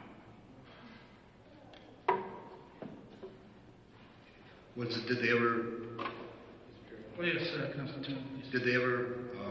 Was there ever any evidence that they had received a search warrant? No, not that I know. My mother told me. When did this incident happen? It had been over a year ago. About April last year. Maybe going for a little further back. Maybe within 2 years. No. When both your two brothers and sisters received trespass notices? Yes. What were they? Were they told why they were given those trespass notices? I'm not sure. Particular one might have been maybe potential security for whatever reason that was. But from what they told me, it didn't sound right. And because of those trespass notices, they don't come out to stay away for a while. They stay. Then when they do, it might be a period of time before they come back. When they do, they told me still not to, come out here, which they still have a mother that's out here that's, sick off and on. The trespass notices were initially given after they had ceased to live at. Yes, it was still on. Did they? Almost a period of maybe 5 years ago. Were they ever given a trespass notice while they were here living at Harbor Point? Yes. Do you know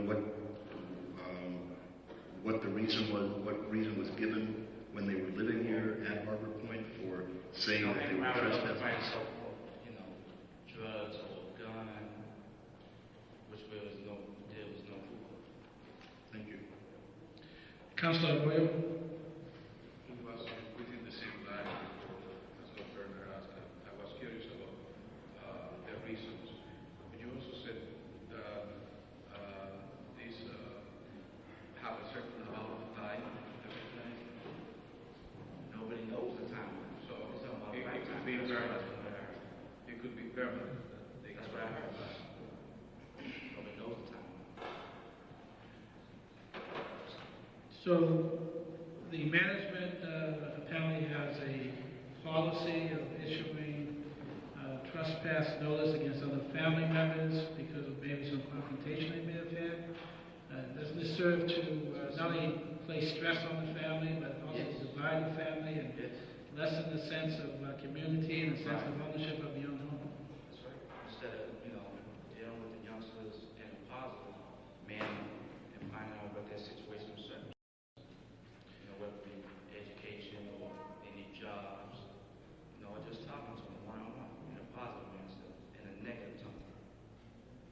I want to thank you very much for your testimony and be really interested to hear responsibility management when they come up.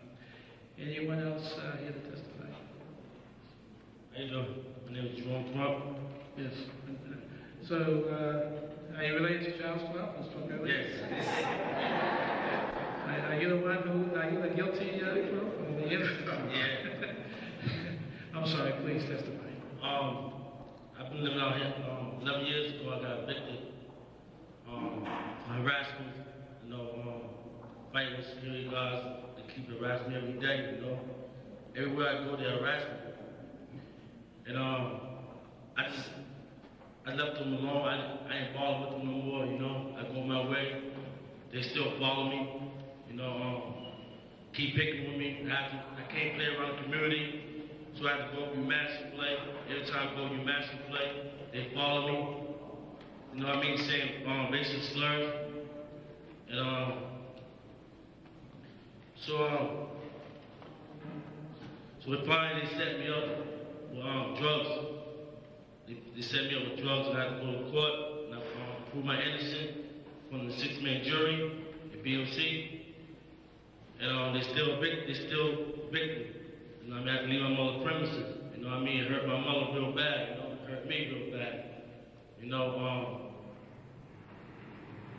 I tried to buy this to my mother. My mother got sick from cancer, and I had to sneak out here and see her. That hurts. My daughter's living out here too, and I couldn't really see my daughter. I can't really play with my daughter, while getting harassed. And they say I have a lifetime trespass. And that ain't right. I got a big family out here. And I got arrested yesterday for coming out here to see my family. I thought I had a trespass no more. It's been 11 years. I didn't start in trouble. I hang by myself. I'm a grown man. I went to the store. Bought some scratch tickets, some soda. About to leave the premises. And they came in there like two police officers, 2 security guards, and 2 details. They was kind of rude, but I didn't bother them. I had to put my hands behind my back, let them arrest me, But today I almost got 18 months incarcerated because of that. It's sad, I can't come out here and see my family. I'm not bothering nobody, As my mother passed, my mother did a lot for this community. Sweet lady, And she raised me up right. My sister up, 2 of my sisters, her grandkids. It hurts that I can't come around and see them. I have to duck and hide to see them. It's sad. It hurts. I had to see a psychiatrist for that. All the harassment and stuff, I still got kicked out. I couldn't come out here and see the doctors no more. So it hurts. Right now I'm homeless now. I can't get to no houses. I can't, because my quarry check, basically my quarry check is out here with these security guards. They say I'm a minister to the neighborhood. It's sad, It's just pitiful, I get mad, I brush it off a little bit, Today I was gonna come here. I'm gonna come here, because it's not to get off my chest. I know my mother want me to be here to get this off my chest. I just want this to stop, man. I just want to see my family, that's all. I went to court a couple of times. The judge wrote me out a letter. She gave me curfew to come out here. She gave me curfew to come out here. And they still said no. They still said no. So, I just got family here. I just want to see my family, that's all. Mr. Crump, you've been very, very clear, very articulate. Can you tell us, have you been convicted of a crime in a court of law? And if so, what was the crime and what was the connection? Well, like I said, like I said, they set me up with drugs. They said I damaged the property around here. They made up a lot of lies about, you know what I mean? Were you actually convicted? Huh? Did you go to No, I was never convicted of the drug case, no. So you were accused but not convicted. Yep. And I believe that means that you were innocent. Yep. So why are you still facing trespass notices from this development? I do not know, sir. You have family here. Were you participating in any illegal activity while you were here? No, not really. You mean not really? No. Council Turner, you have any questions? Yeah, you were arrested yesterday, you say? Yes, sir. And the charges, the security guards came up to you? Yes, sir. With two police, with two Boston police? Two Boston police, two detectives. Two security detectives? Yep. Okay. They came up to you, and what did they say you were being arrested for? Trespass. Trespassing. And you submitted, you went to court today? Yes, sir. And in court, could you be a little more specific in terms of what happened? Well, in court, I was trying to tell them that, you know, I had trespassed for 11 years. And they told me, the Boston police told me that I got trespassed for life. Boston police? Yeah, they said that Harbor Point management office did not want me out here. Harbor Point management office did what? Yup, Harbor Point management did not want me out here. At all. Did you go before a judge? Yes. And was the court issue resolved today, or yes. Is it ongoing? No, it was resolved today. And did you have to plead? Huh? Did you have to enter a plea? No, sir. How was it resolved? Well, I was on probation anyway, and with the trespass, I mean, I violated my probation. So the judge gave me a chance, you know what I mean? I told the judge about what was going on with myself, my mother and everything passed and stuff. And I tried to come out here and visit my family, you know what I mean? You know? Did the judge say he had any evidence of a trespass order against you? No, sir. Thank you. Councilor Roy, thank you very much for your testimony, and I suspect the council is going to follow up specifically on this case. At this time, I'd like to ask Dorothy Haskins, and by a show of hands, if you can indicate if anyone in the audience intends to testify this evening, I'm going to ask all of you to come forward. I'm going to try to expedite the testimony, so please come to the microphone and as readily as possible and offer your testimony. We need your name and address of your testimony. Thank you very much. Good evening. My name is Lucia Santana. My testimony is I live in Harbor Point in 1990. Excuse me, could you give us your name once again? Lucia Santana. Okay, thank you. I live in Harbor Point in 1990. My English no good, but I person, do you understand what I say? He can translate. I can be trying what I can say because I'm very angry and very hard. Yes, well, if you don't mind, I would like to ask that the translator, if she could help us out, because I want you to express in your own words. But I think when I'm angry, my inspiration in English more better. If I can say a word, don't worry about it. I can ask somebody can say for me. There's only one person in this room cannot be angry, and that's the chair. Everyone else can be as angry as they want. So it's up to you. If you would like to have it translated, fine. If not, that's fine as well. But just understand that this is going to be heard by members of the Boston City Council, so speak as clearly as you can, but a translator is available if you'd like to utilize it. Thank you. In 1990, I lived in Harbor Point with my 6 kids. One day, my daughter is only 9 years old, go inside my apartment. When my daughter go inside my apartment, it's a man with gun and knife. I call the security to check who is this guy. And the security said to me, I can do nothing because in your apartment, the people he got lived before, he got in trouble. You need to deal with that. How I can deal with 9 years old, see a guy inside my apartment with knife and gun. I call Boston police and no coming either. Excuse me, you dialed 911? Yes, sir. And you indicated that there was some strange people in your house with Yes, knives and sir. guns, and the Boston police failed to respond? Yes, sir. I would like to have the actual date of your call and the incident. This is happened in 1990, around here in December or November. If you can provide that to us later on, the exact date, I'd like to do some follow-up. Yes, sir. Please continue your testimony. And I go into the newspaper la semana, and I make the complaint in the newspaper. Last week? La semana, yeah, last week, the newspaper last week, yeah. And I'm making the complaint in 1990. After that, my daughter, I got the police, commission police sent somebody to my apartment to speak to me. And the security guy in the Harbor Point, the policeman talked to them, give me more security around my apartment because I don't know who the person who lived in my apartment before.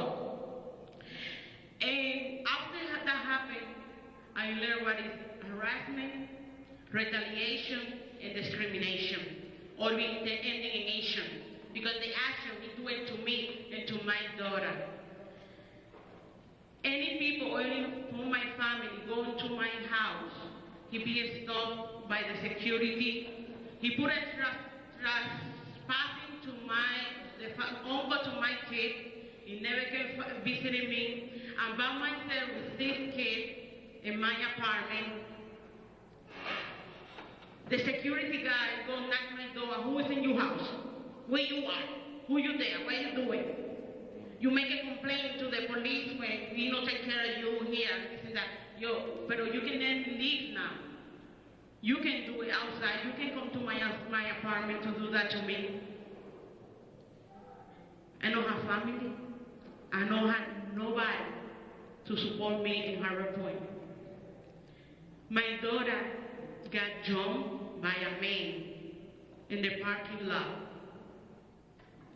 in Harbor Point.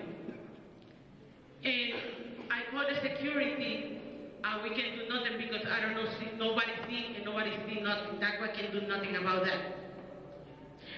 My question is, how a child, he need a get and a stress, a big mental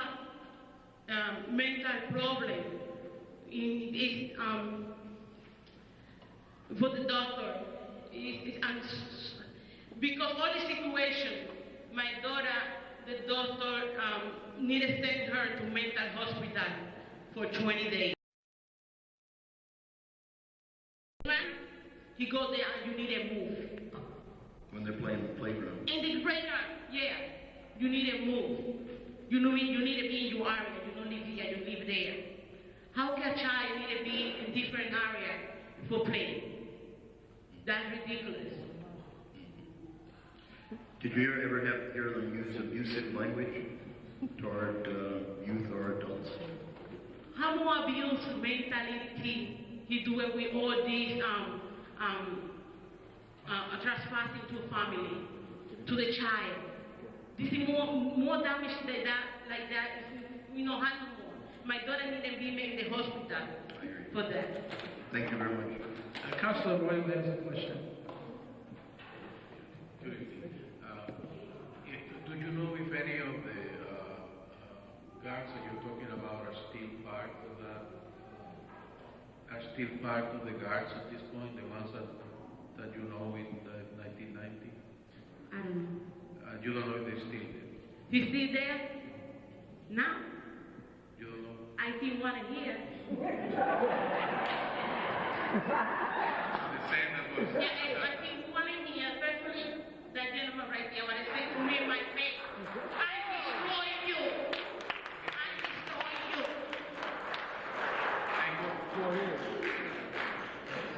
Thank you very much for your testimony, and please stay in touch with my office, and we'll do some follow-up. Mr. Swenson. Incidentally, while the next person prepares to testify, we will hear from Dorothy Haskins, Maureen McDonough, Isaac, I believe that's Bell, Steve Mitchell, Arthur Conquest, Jamal Bovin, I believe, Dan Murray, and Scott Player. Those are all the names I have of individuals who have expressed interest in testifying. And after that, we will hear from management and the police. So be as brief as possible in your testimony. Thank you very much. I'd like to have your name and your address, please. Hi, how you doing, Council? This is Jesse Dixon. I live 30 Hemingway Street. Excuse me. Out of respect for the people who have agreed to testify, I must maintain silence in the audience. You may continue, please. Council, this is, my name is Jesse Dixon. I live 30 Hemingway. I have family out here in Columbia Point. That my complaint, Council, is that, they been hassled by cops, and they walk around and, they gotta run every time they see a cop because they are harassing them all the time.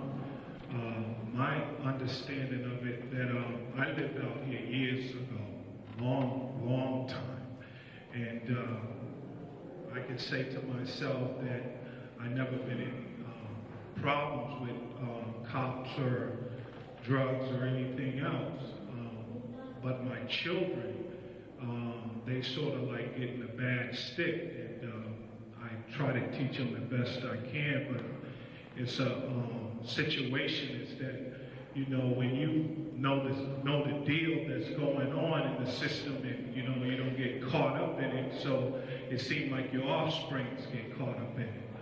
What I'm trying to say is that, my son been in the system, in the court system.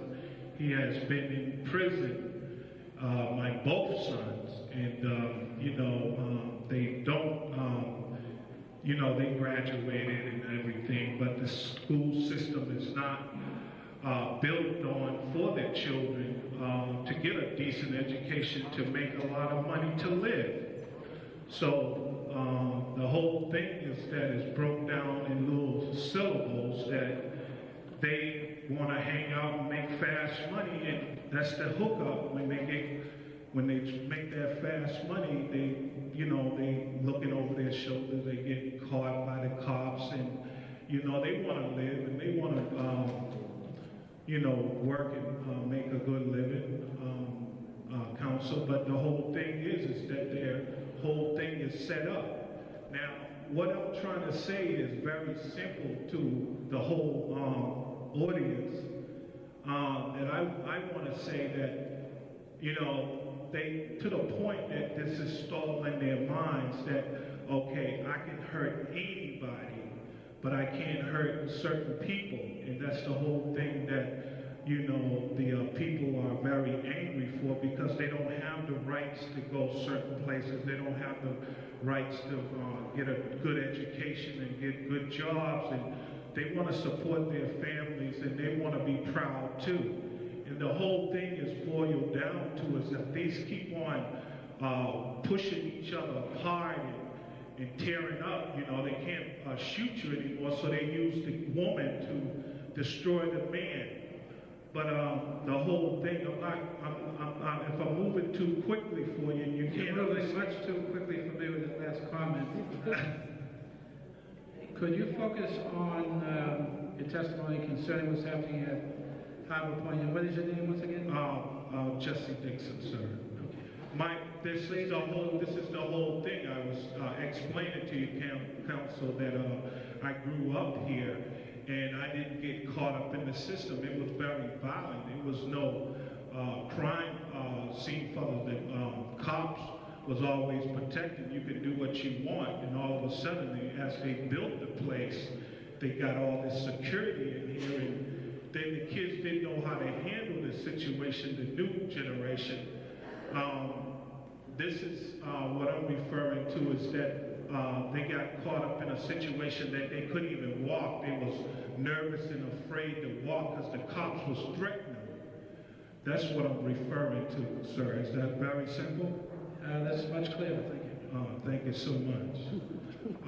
My understanding, sir, is that I want the children to feel more comfortable, and like I was hearing earlier, one of the speakers was speaking on is, you know, they need more activities for the kids. They need some jobs for the youth for the summer programs, so they won't be hanging out doing things. They need things to do. They need some recreation. They need things to get involved in. They have to feel like they belong. Thank you very much for your testimony. Really appreciate it. Thank you very much. Next person, please come to the mic. I am going to try to exercise a little discipline and try to curtail your remarks to be as brief as possible. Thank you. Good evening, ladies and gentlemen, council. My name is Alex Butler. I am a current resident in Hollow Point at Building 35, apartment number 33. And there's a couple of issues that I'd like to address this evening. One being that my mother moved into Hollow Point in 1989, myself and a younger brother. It was brought to the attention of management during that time that one of my brothers had medical issues. He was born with cerebral palsy, and he had diagnosed as epileptic seizure. At that time, he was given a flat unit, which is a unit with no stairs in the apartment, for the safety of him having a seizure, falling back and down the stairs, injuring himself. I lived with my mother approximately 2 years. I moved out. It was a 2-bedroom apartment. I moved out, and I got an apartment on my own. I moved back into Hollow Point. My mother requested a 3-bedroom apartment. I then got a job with Hollow Point. I know they had 3-bedroom units available that they were on a flat level. We was given an apartment with a three level, which had stairs, which we requested for the safety issue of a younger sibling, that we be given a flat unit. And again, like I said, I had personal knowledge because I was an employee that they had flats with the 3 bedrooms. My sibling had a seizure. He was taken by ambulance to Boston City Hospital where he had a major seizure. He was not kept for observation. He was sent back home. This was after he was transferred to the unit with stairs. We requested many times from management to be taken out of that unit. As a result, maybe not to Howard Point's fault, but in some indirect way, I feel that they were responsible for the injury that he suffered. He now has a C5, C6 level spinal cord injury. He's permanently paralyzed for life at age 42. We requested, again, like I said, on many occasions to be taken out of that unit or fear of something like this happening. Management knew of his medical issue. I feel also that they should have taken the concern of tenants, when a tenant comes to you with an issue, a legitimate issue, that they would take that into consideration, not overlook you because you are low income. I feel that if we had been a market rate tenant, paid market rate, that they would have no hesitation of giving us one of the units. My brother suffered, like I said, a C5, C6 spinal cord injury. The day he suffered the injury, I went to management. After leaving the hospital, I went to management and said that Thomas fell down the stairs, had an injury. The next day, he was given a flat. The next day, we didn't have to wait. But it was a little too late for my brother. We still accepted the unit. It hurts me to this day to see him. I feel that we was used. After moving from the unit, being given a 3-bedroom flat unit, after moving all of our belongings from the apartment, I asked the management for a security deposit back that my mother had paid once she moved into the apartment. They said they had taken one picture of the 3rd bedroom floor, one floor, that had a cigarette burn, which was not showing a picture of that burn. They kept the security deposit, plus they said we owed $900 some other dollars because they had to repair the entire unit. To this day, we have not yet received 5 cents back on the security deposit. I'm not going to point the finger and say that they are entirely responsible for my brother's injury, but I do feel that they should accept some responsibility because we have requested that we be given a flat because of his medical condition. Mr. Butler, I'm going to ask you to conclude at this time, and if you can also, in your concluding remarks, indicate any evidence you've seen of other instances of insensitivity or harassment. On harassment issue, yes, I experienced that personally myself. Coming from a job where I was assistant manager with a nice firm downtown Boston at 1 Vernon St, and came into Harbor Point. I was stopped by security. I was dressed as I am now. And I was stopped by security and asked where was I coming from, where was I going, and I asked them why. They said, because you look like you're up to no good. I said, well, how do I look like I'm up to no good? What does it look like, a person being up to no good? What do you have in your pockets? And again, I asked them why, and they asked me to get up against the car. This was old security. This was not the president that's out there now. But I went to management on that term, and I said that I was being harassed. Several more times I was stopped coming in around 11:30 at night from work and frisked again. But I had fear of my mother and brother needing a place to stay, so I didn't try to push the issue. Me, myself, I could always move out and have some place to stay. But my mom is 75 years old. She can't relocate as well as I can. So I didn't try to press the issue, but I was told also today that I shouldn't come here to speak on these issues because of fear of retaliation. But who told you that? This came from some of the tenants that was threatened with retaliation. The names I didn't get, but I was told by several tenants that I shouldn't come and speak today, but I chose not to stay home and keep silent. But you were not told by the management, you were told not by management itself, no. Mr. Butler, thank you very much for your testimony. I appreciate your coming forward, and this is definitely going to be added to the record. You're welcome. Thank you very much. We have, by show of hands, who else is interested in testifying? Okay. Okay, I will ask Dorothy Haskins at this time, and I'm going to save Ms. Williams for the end, if that's okay. And after we hear from Dorothy Haskins, I'm going to ask Steve Mitchum to testify. Thank you, Jesus. I have to say to you all a blessing. I lived here for 20 years in Columbia Point. And back then we had to stop the trucks from coming down and killing the kids. Then we had City Point. You couldn't go to City Point because we were black.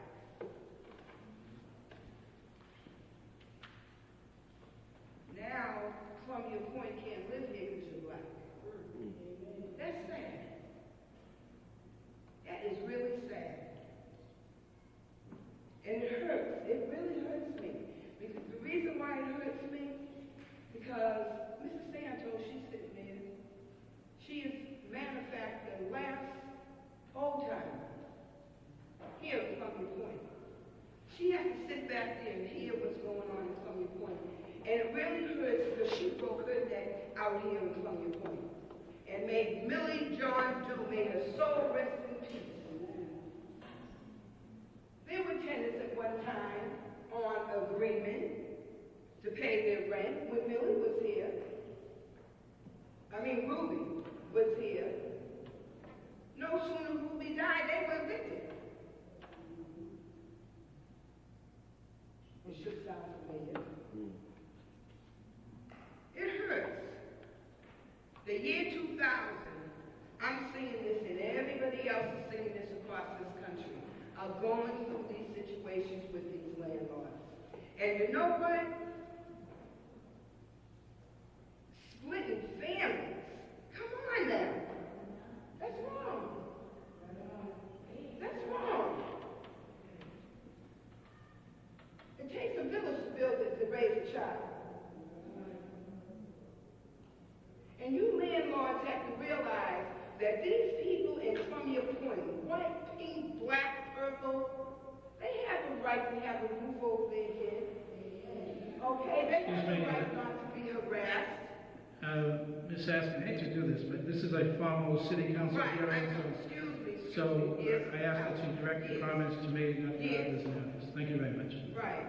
And, you know, I'm really here to say to Columbia Point, don't give up. The council is here, and I'm happy to see you here. I really am. I was at a funeral. A tenant died 2 years ago, a year ago. And the young adults, some of them are here right here tonight, said, Mrs. Haskins, could you please come out to Columbia Point? Because CMJ is really doing it to us residents out here.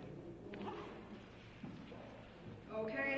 Mrs. Williams, talk to Mrs. Williams. I talked to Mrs. Williams and other residents, and we formed Lift Every Voice. And that's why you're here.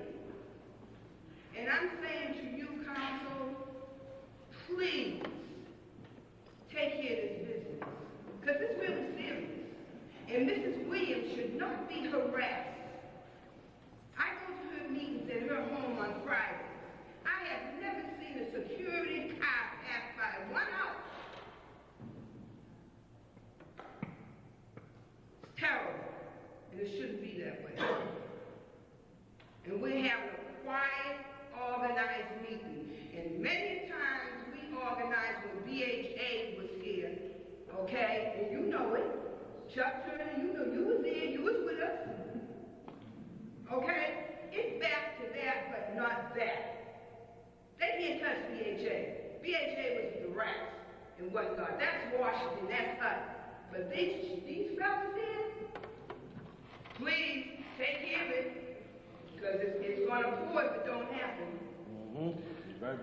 Mrs. Haskins.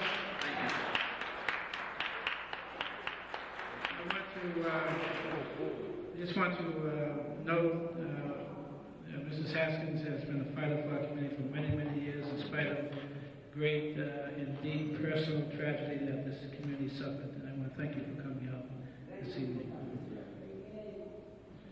I'd like to hear from Mr. Steve Mitchell. And just so I can keep track of time here, how many other individuals want to testify? I see Mr. Elisa. If you're interested in testifying, you must come up to the front at this time because I will be closing this hearing out fairly soon. Yes, Mr. Meacham. My name is Steve Meacham. I work at City Light here in Urbana, and we work with the Lift Every Voice Tenant Association here at Harbor Point. And I want to echo what's been said earlier, how much we appreciate this hearing and you council being here. We work with, as you know, with tenant associations all over the city, and we work around issues of displacement. Oftentimes that means big, huge rent increases or mass evictions or loss of federal contracts. Here at Harbor Point, there's a different issue of displacement that we find. That's just as serious, though.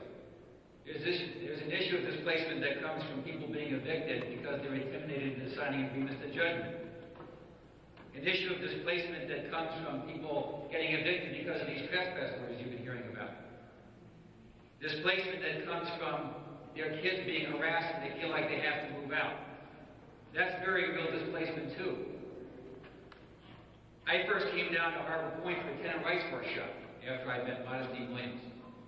And to get information about your rights in regard to evictions. It was a good turnout, although I understood from tenant leaders it would have been a lot better turnout had management not taken down all the flyers off the walls. And something that I think is a violation of what rules. And it was just one example of what's going on. In the process of talking with Lift Every Voice and having meetings to deal with the eviction problem, we heard so many stories. It wasn't new to the tenant leaders, of course, but it was new to me. We heard so many stories about the kind of stories you've been hearing tonight, about harassment and frisks and pat-downs and searches and car searches and trespass orders and all this kind of thing, that we had to feel that we had to turn our attention primarily to that and ask for this hearing, to have that rally we had last December and ask for this hearing. Because it was so much on people's minds. And I think even I have to say that what you've heard tonight is only the tip of the iceberg. But this issue, even about harassment and trespasses and everything, is an issue of money too. It's a question, as Mr. Dahman Hammond said, about who gets to live on the waterfront. That really is the issue. And although this federal contract that is here for 400 units, 350 on one contract and 50 on the other, is not an immediate risk in any way that I'm aware of. But still, even though that's true, they seem to want the residents who live in those 400 units to be invisible. And when Modesty Williams talked earlier about it, having the feeling of a plantation, I've heard that from a lot of tenants here. That there's a feeling that, what does it mean to live in a place where your kids can't congregate in groups of 3 or 4? Or even in a front yard? Now, am I overstating this? When somebody representing security comes down to a task force meeting and says that they can't let kids congregate because it makes it harder to rent market rate apartments, I don't think I'm overstating it. So, I would just end by saying, for me personally, and for city life, this is an issue of racial profiling and harassment, it isn't just an issue for black people or Latino people. It's an issue for all of us. It's an issue for the whole tenant movement. It's an issue I feel strongly about personally. I remember only a short time ago, less than 30 years ago, marching to Carson Beach, to integrate Carson Beach, because people from this development couldn't use Carson Beach. And now we see kids being racially profiled and harassed on the boulevard. I see statistics in the New York Times only a couple of days ago about this unconscionable statistic of how many people of color are in prison versus white people. An unconscionable outrage. And where does that kind of thing start? It starts in these kind of incidents on the Boulevard, at Harbor Point, all over the country. So that's why I'm here to speak tonight, and that's why City Life is supporting Lift Every Voice and thanking you for addressing this important issue. Well, thank you for your testimony and leadership. And again, please refrain from demonstration of support or opposition. Next person, please step to the mic. Hi, my name is Deborah Rao. I'm here on the issue of harassment. What is your name again? I'm sorry. Deborah Rao. I lived here for 10 years. 2 months ago, I was evicted. I'm up here to make an announcement to you all people that my 2 older boys have been harassed several times. I mean, it was at the point where they were due up against the car, surrounded by trucks, security cars, all kinds of securities with guns pointing at them, ramshacking the car. And several months ago, my son had lent his car to a friend, and he went to retrieve his car, and he was arrested when he went to get his car. And they tried to say he stole his own car. But I just want you all to know that they were harassed several times, and this is not one time, it happened plenty of times. And I have 8 children, and right now I'm living from hotel to hotel, family to family. I was evicted a couple of months ago. Every agency that I go to for help turns me down because of whatever they put on my record, I don't know. But I got evicted because of my boys who was so-called supposed to had done something when he learned his car. He's in college now. He's going to school for criminal justice. It's hard for him to get college loans because he has this thing over his head. I mean, it's really hard, and they need to do something about the harassment out there. I'm living now from place to place with 8 children and nowhere to go. So they really do need to do something about it. And my boys have been harassed plenty of times by security. I mean, he come in at the point, they tell him, oh, you look suspicious. I said, well, what are you stopping him for? Why are you tearing up his car? Because he pulled over, or he speeded up too fast, or, something like that. They taking him out the car, going through his stuff. Unnecessary stuff. And my boys doesn't get into nothing. They're practically good kids. You shouldn't judge your kids. You shouldn't say your kids don't do anything. because all kids do things. But these boys are not hanging on the corner. They're not, doing things they shouldn't be doing. But I just want everybody to know that I was convicted just because my son let someone use his car and he was harassed several times. And now I'm living here and there and can't get help from anybody. So I'm basically out there looking for housing, trying to pay the whole rent. No Section 8, no help, I'm not getting anything from anybody. So you all really need to do something about the harassment, because once these kids get harassment, they call them to the office, take them over there, then you in the office for, eviction. Eviction for what? It's unnecessary.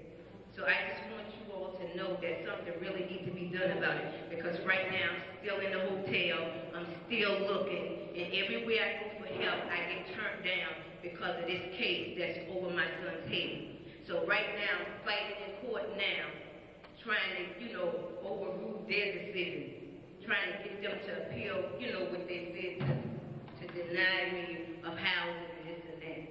So I'm just out there looking, and I have to pay flat rent. No help, no nothing.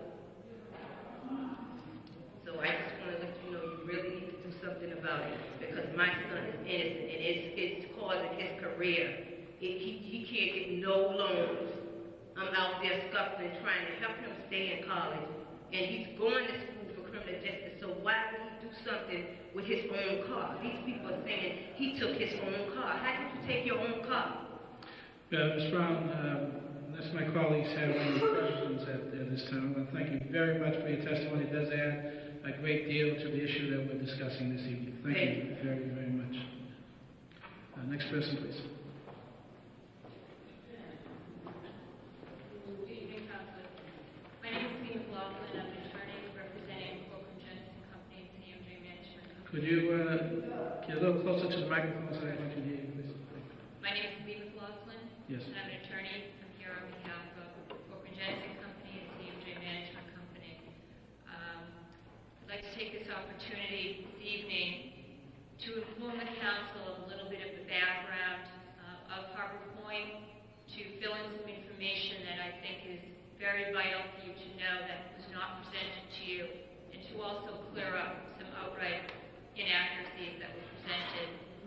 Back in 1984, when the BHA came out of receivership, and the principals in the Corcoran Jensen Company were given the opportunity to develop Harbor Point, they began that process by working directly with the former residents of Columbia Point.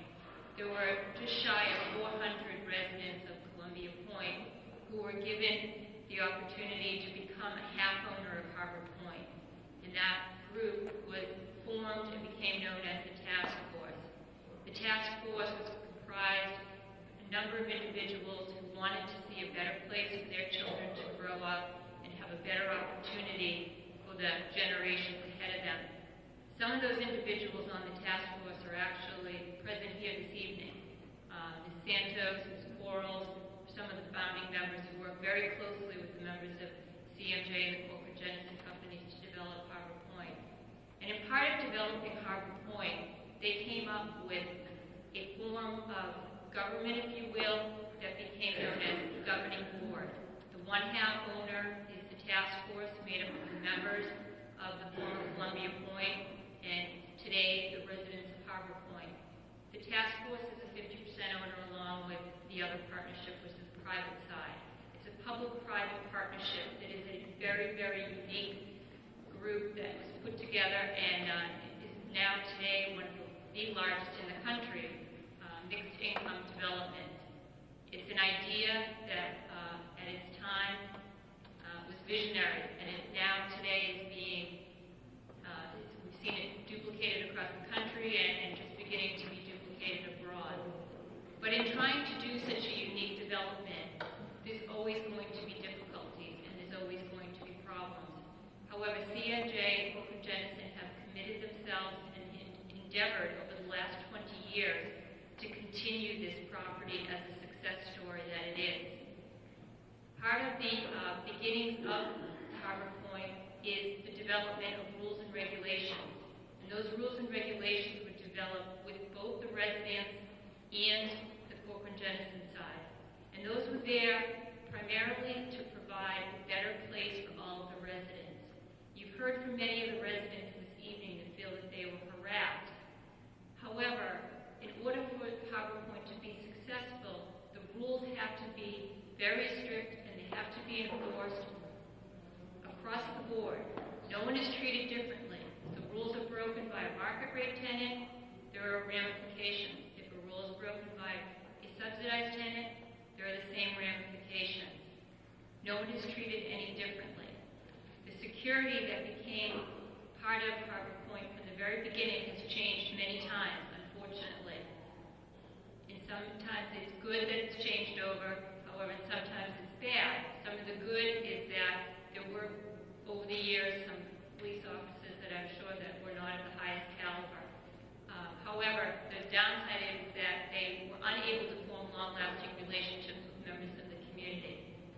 Some of that has been held by some of the better officers being retained from previous security forces over to the new security forces.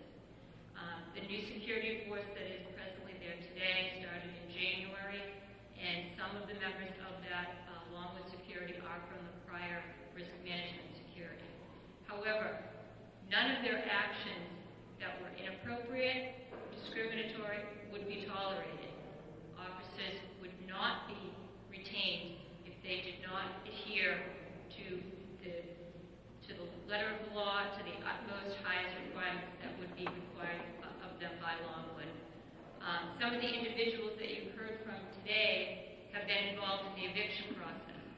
Unfortunately, the majority of them have, and I think that's important for you to know that a number of the people that have testified perhaps have a different perception of Harbor Point because they were involved in the eviction process. And a number of them have brought to your attention that they felt that they were treated unfairly in the eviction process. But let me go back to what I stated earlier, which is the governing board. No eviction can be brought at Harbor Point for cause unless it goes through the governing board. And the governing board consists of 2 members of the task force, which is the resident side, and 2 members of the private ownership side. And management cannot arbitrarily start an eviction. They must present what they believe are the bases for starting an eviction to this governing board. And the governing board, with the resident there, the resident has the opportunity to put whatever information they want the board to know, any defenses, whatever, before that board. And there is a full opportunity to discuss whatever the allegations are. Only after management has presented its side and the resident has presented its side is there a vote taken. And only if there is a majority that agrees that there is a sufficient allegation and probable cause to proceed, does management at that time begin the termination process. Yes, excuse me, Ms. McLaughlin. In the interest of time, I want to ask you to conclude your remarks and then please. Then we will have a few questions for you, and perhaps in the questioning you can make a few other points. Certainly. I just wanted to be clear that there is a process and there is a procedure and there's a number of safeguards regarding the eviction all the way through the court system. With regard to the trespass issue, management issues trespass issues against an individual who has caused property or personal damage to another individual on the property. These trespass issues are a written notification to an individual who has violated... Excuse me one moment. I know it's late, and we still have a few people who will be testifying. Again, I have to insist that everyone remains silent out of respect to the individuals testifying and the ability to actually record this for other members of the Boston City Council. Thank you very much. Continue, please. Contrary to the information that you heard earlier, trespasses are not given orally. Trespasses are not given for incidents that happen off of Harbor Point. Trespasses, as you heard from, I believe it was Mr. Morris, provide in the letter the opportunity for review if a person would like to take that up with management. And indeed, trespasses can be lifted. However, there is a procedure that is gone through before a trespass is going to be lifted.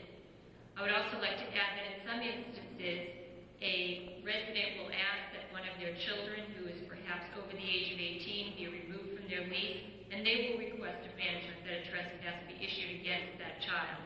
In addition, there are circumstances in which there is a domestic dispute, and a husband or a wife or a boyfriend or a girlfriend will ask that a trespass be issued against an individual. There are a number of different situations in which trespasses are issued, and they are necessary. You were told earlier by one of the attorneys that spoke that there is a query. A query is a criminal background check. A trespass order issued by CMJ management in a written letter form would never become a part of somebody's criminal record unless they were arrested for trespass and convicted of trespass.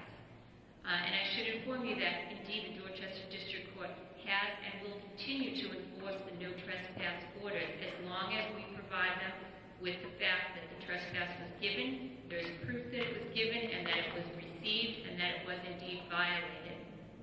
Only then will there be a record, a criminal record, that an individual has a trespass conviction that would come up on their query. I also would like to add that no trespass has ever been given to a child who is a resident of a unit. No family has been broken up asking the family to have a child taken off the lease because they're going to be trespassed. That simply is not true. I hope that I provided you with a little bit more information, and I'm happy to answer some questions because I know it is late. Yes. First of all, can you provide this committee with documentation of the number of subsidized units and the number of market units currently at Harbor Point? Certainly. There are 400 project-based subsidized units.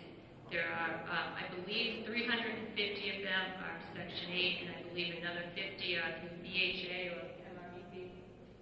So there are 400 subsidized units that will remain for the foreseeable future. There has been absolutely no attempt by management to turn over the units, and in fact, they don't have the ability to turn over the units and rent them at market. It's just simply not possible. And how many market units do you have? 883. How many security firms or forces have you contracted in the last 5 years? I would have to defer to my plan. Three. And why have you had such high turnover of your security services? There is a number of different issues. They have not provided proper staffing. There has been, unacceptable record keeping, high turnover of the staff. Is just a variety of reasons. But I will tell you, this new security that is in effect has the highest budget allocated to the security of Harbor Point. They take the security very, very seriously and want to ensure that Harbor Point remains a safe place to live. Do you know of any instances where children have been asked to leave playgrounds or other public places at Harbor Point? And if so, why would they be asked to leave? Personally, I am not at the site that often to know from personally, but I can tell you that in my experience in dealing with a number of tenants over the years, that children would not be asked to leave playgrounds as long as they were acting appropriately, and children would not be asked to leave a sidewalk unless, and I think that this is an issue that has come up a lot this evening, that the children tend to congregate in front of the store, which blocks access to the store, and which is intimidating sometimes to other residents trying to enter the store.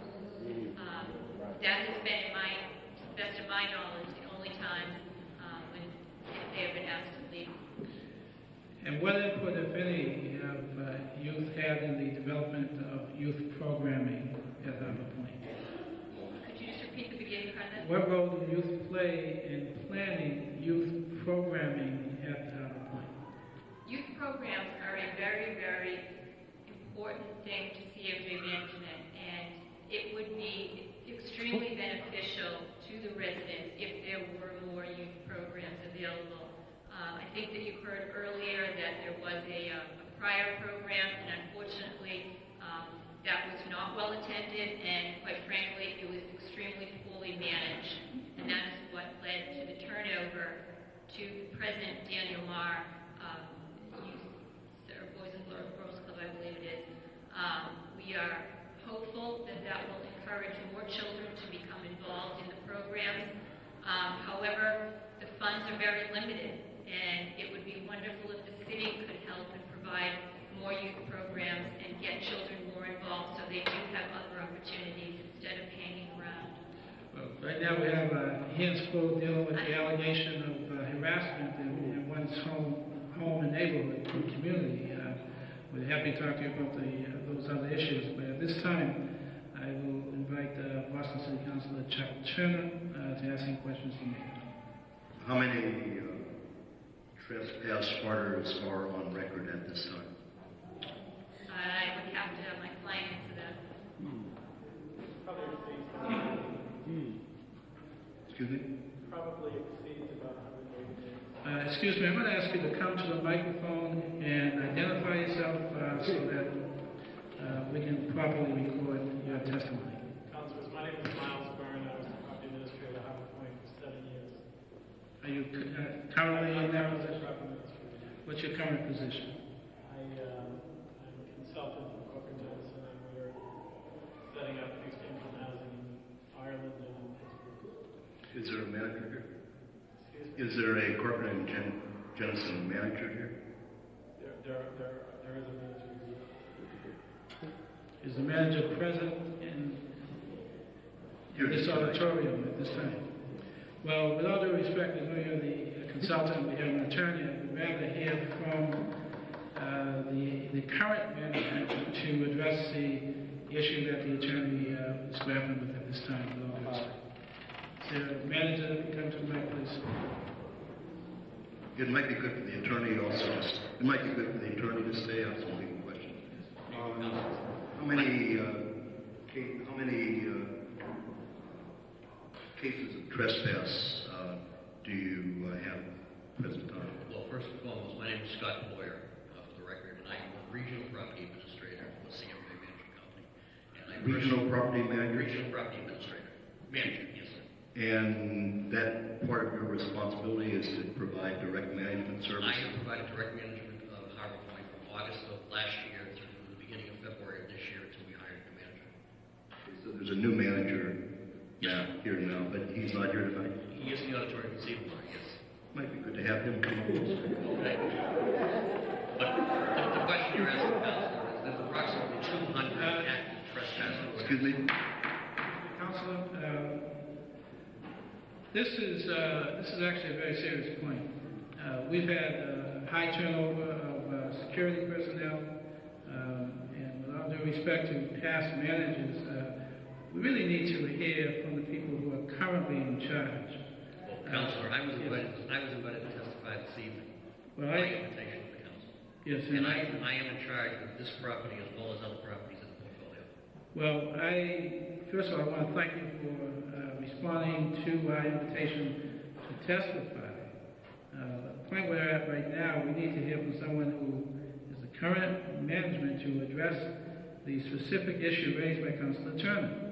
If you have that specific information and you have sufficient authority to speak for the owners, then you can respond. Otherwise, I'd like to hear from the current manager. My name is Marvin Khan, and I'm one of two property administrators. I'm sorry, your full name, please? Marvin Khan. Marvin Khan? Correct. I've been at Harbor Point for almost 5 years, and we have two administrators, so it's been two property administrators since I've been there.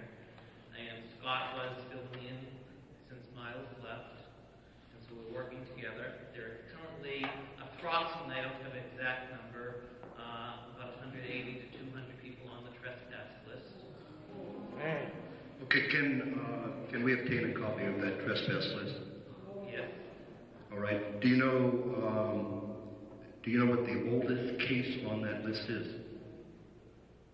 I do not. But the list would show us when the person went on the list. Yes. And when could we receive that list? Tomorrow. Okay.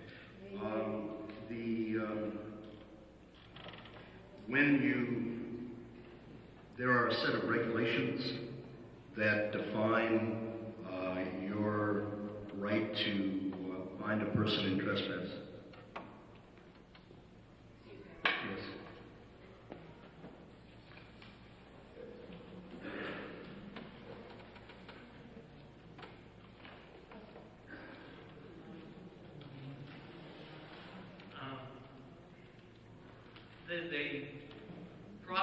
Harbor Point is private property, and as such, we are allowed to issue a trespass. We do not, as was previously stated, no one has been trespassed who's on the lease, because you cannot be trespassed from your own home, and no minor child are on the trespass list. And anybody who is trespassed is either hand-delivered or sent to the last known address. The question was whether there are regulations that define your right to issue a trespass notice. Whether you have a set of guidelines for the security force in terms of under what circumstances can they issue a trespass notice. I'd have to refer that to the law. Mr. Turner, Councilor Turner, answering your question, and I thought that I had stated it previously. A trespass will be issued against an individual who either breaks the law, damages property, or assaults an individual. There are set criteria as to who Harbor Point does not want to be allowed on the property. And I think that perhaps some of the information that was provided to you earlier suggested that there was some HUD regulations that spoke specifically to this issue. This is not public housing. This is private property, and management has developed very specific instances in which they find the behavior far outweighs the risk to the other residents, which would require that that person not be invited onto the property so that the other residents can enjoy their home and live there safely without risk of a potential person who has in the past caused harm. So that you're saying the three main criteria: breaking the law, damaging property, or assaulting another individual. Yes. Those are the criteria for the issue of the order. What process do you have to determine whether somebody has damaged property, broken the law, or assaulted someone? It What's varies, the sir. Well, it varies, sir. As I stated to you earlier, sometimes it is a restraining order that is taken out by an individual in a relationship, and that person reports that the person has violated the restraining order, and in fact that they are going through the court system to see that that person is prosecuted for that charge. In other instances, we have an arrest. It varies. There's not one particular instance that fits all situations. Okay, so the restraining orders are fourth category. So as we look at that list tomorrow, every person on that list has gone through some court procedure where they have been guilty of breaking a law, found guilty by a court of breaking a law, damaging property, or assaulting an individual, or some other violation. No, also, sir, as I stated to you earlier, at the request of a leaseholder, sometimes they will ask that their child or whomever was a former occupant in their unit be removed and that they be trespassed as well. So if a resident has not asked that a person be placed on the list because of a restraining order or because of the removal of that name from the lease, then all the others are there because they've been found guilty in court of either damaging property, assaulting a person, or breaking some other law, and that has led to your issuing a trespass notice to that person. I can't answer, sir, whether or not they've been convicted, and quite frankly, we don't rise to that level of proof. How do you know that they've damaged property if you don't have some process of adjudicating it? Or how do you know that somebody's assaulted someone if you don't have a process of adjudication? You just can't you can't put a group of security guards out there and give them the right to issue trespass notice or come back to you and say issue a trespass notice because I saw somebody damage a property or assault somebody. There has to be some kind of due process in order, it seems like there has to be some type of due process in order to justify going on this, given the criteria that you set forth. Sir, there is due process. As Mr. Morris read the letter that he was issued, he has the right to ask that it be reviewed and ask that it be appealed. That is as good a due process as you can get, sir. Do you have a copy of Mr. Morris's letter? Mr. Morris read it to you this evening. Do you have a copy? Does, excuse me, let me ask the manager, does the management office have a copy of the letter that was sent by Mr. I Morris? think we were going to get into any specifics. But We aren't. I'm just asking. About Mr. Morris, I spoke to Mr. Morris, and I know the exact situation that transacted. Okay. All right. Well, excuse me, Councilor Turner, I would like the manager to answer a follow-up question on that. Have you responded? When Mr. Morris testified, he indicated that he responded to the trespass order within the time frame allotted. In fact, I think he responded the very next day, and in his testimony this evening, he indicated that he has yet to receive a response from management. Have you responded to him prior to this evening, and if not, why not? We have responded, and his timetable is not correct in his testimony. Okay, we'll follow up on that. Councilor Turner? Yeah, so you're saying that if you feel that somebody has broken a law, damaged property, or assaulted somebody, you send them give them in some form a trespass notice and say that they can appeal this to you. If we've evicted somebody through the court system on a rightful eviction, they are off the property. Then I have somebody who's not on the lease but is on the property. I give them a trespass. So you're saying if somebody's evicted, so that's another category. If you've been evicted, then you don't have a right to come back and visit your family? Is that what you're saying? If you've been evicted, you don't have a right. I'm just asking, no, please. No, I'm really just asking. I'm trying to understand because it seems like you're saying if you've been evicted, if someone has been evicted, You could be trespassed. Yes. You could be trespassing if in the process of eviction it has been determined that the person has damaged property, has broken the law. Involved in illegal activity. All right, okay. I think,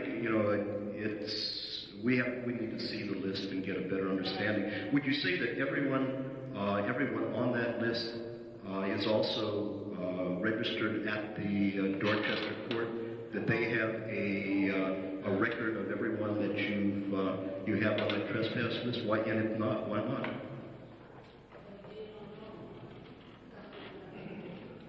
Again, Councilor Turner, this is private property.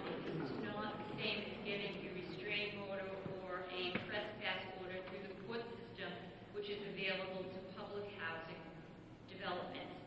A no trespass letter is between the management company and the individual, and it remains only that unless and until the person against whom the trespass has been issued violates that and is arrested and is then convicted.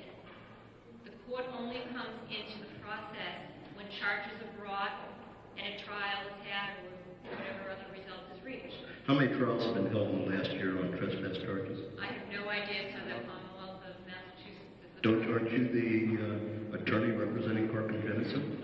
I am, sir, but it becomes a criminal matter in the Commonwealth of Massachusetts. Who calls the police if somebody trespasses at Harbor Point? There is on-site security, sir. So your security company calls the police, has the person arrested, but you don't have any record of the number of trials that have been taken place around the issue of trespass?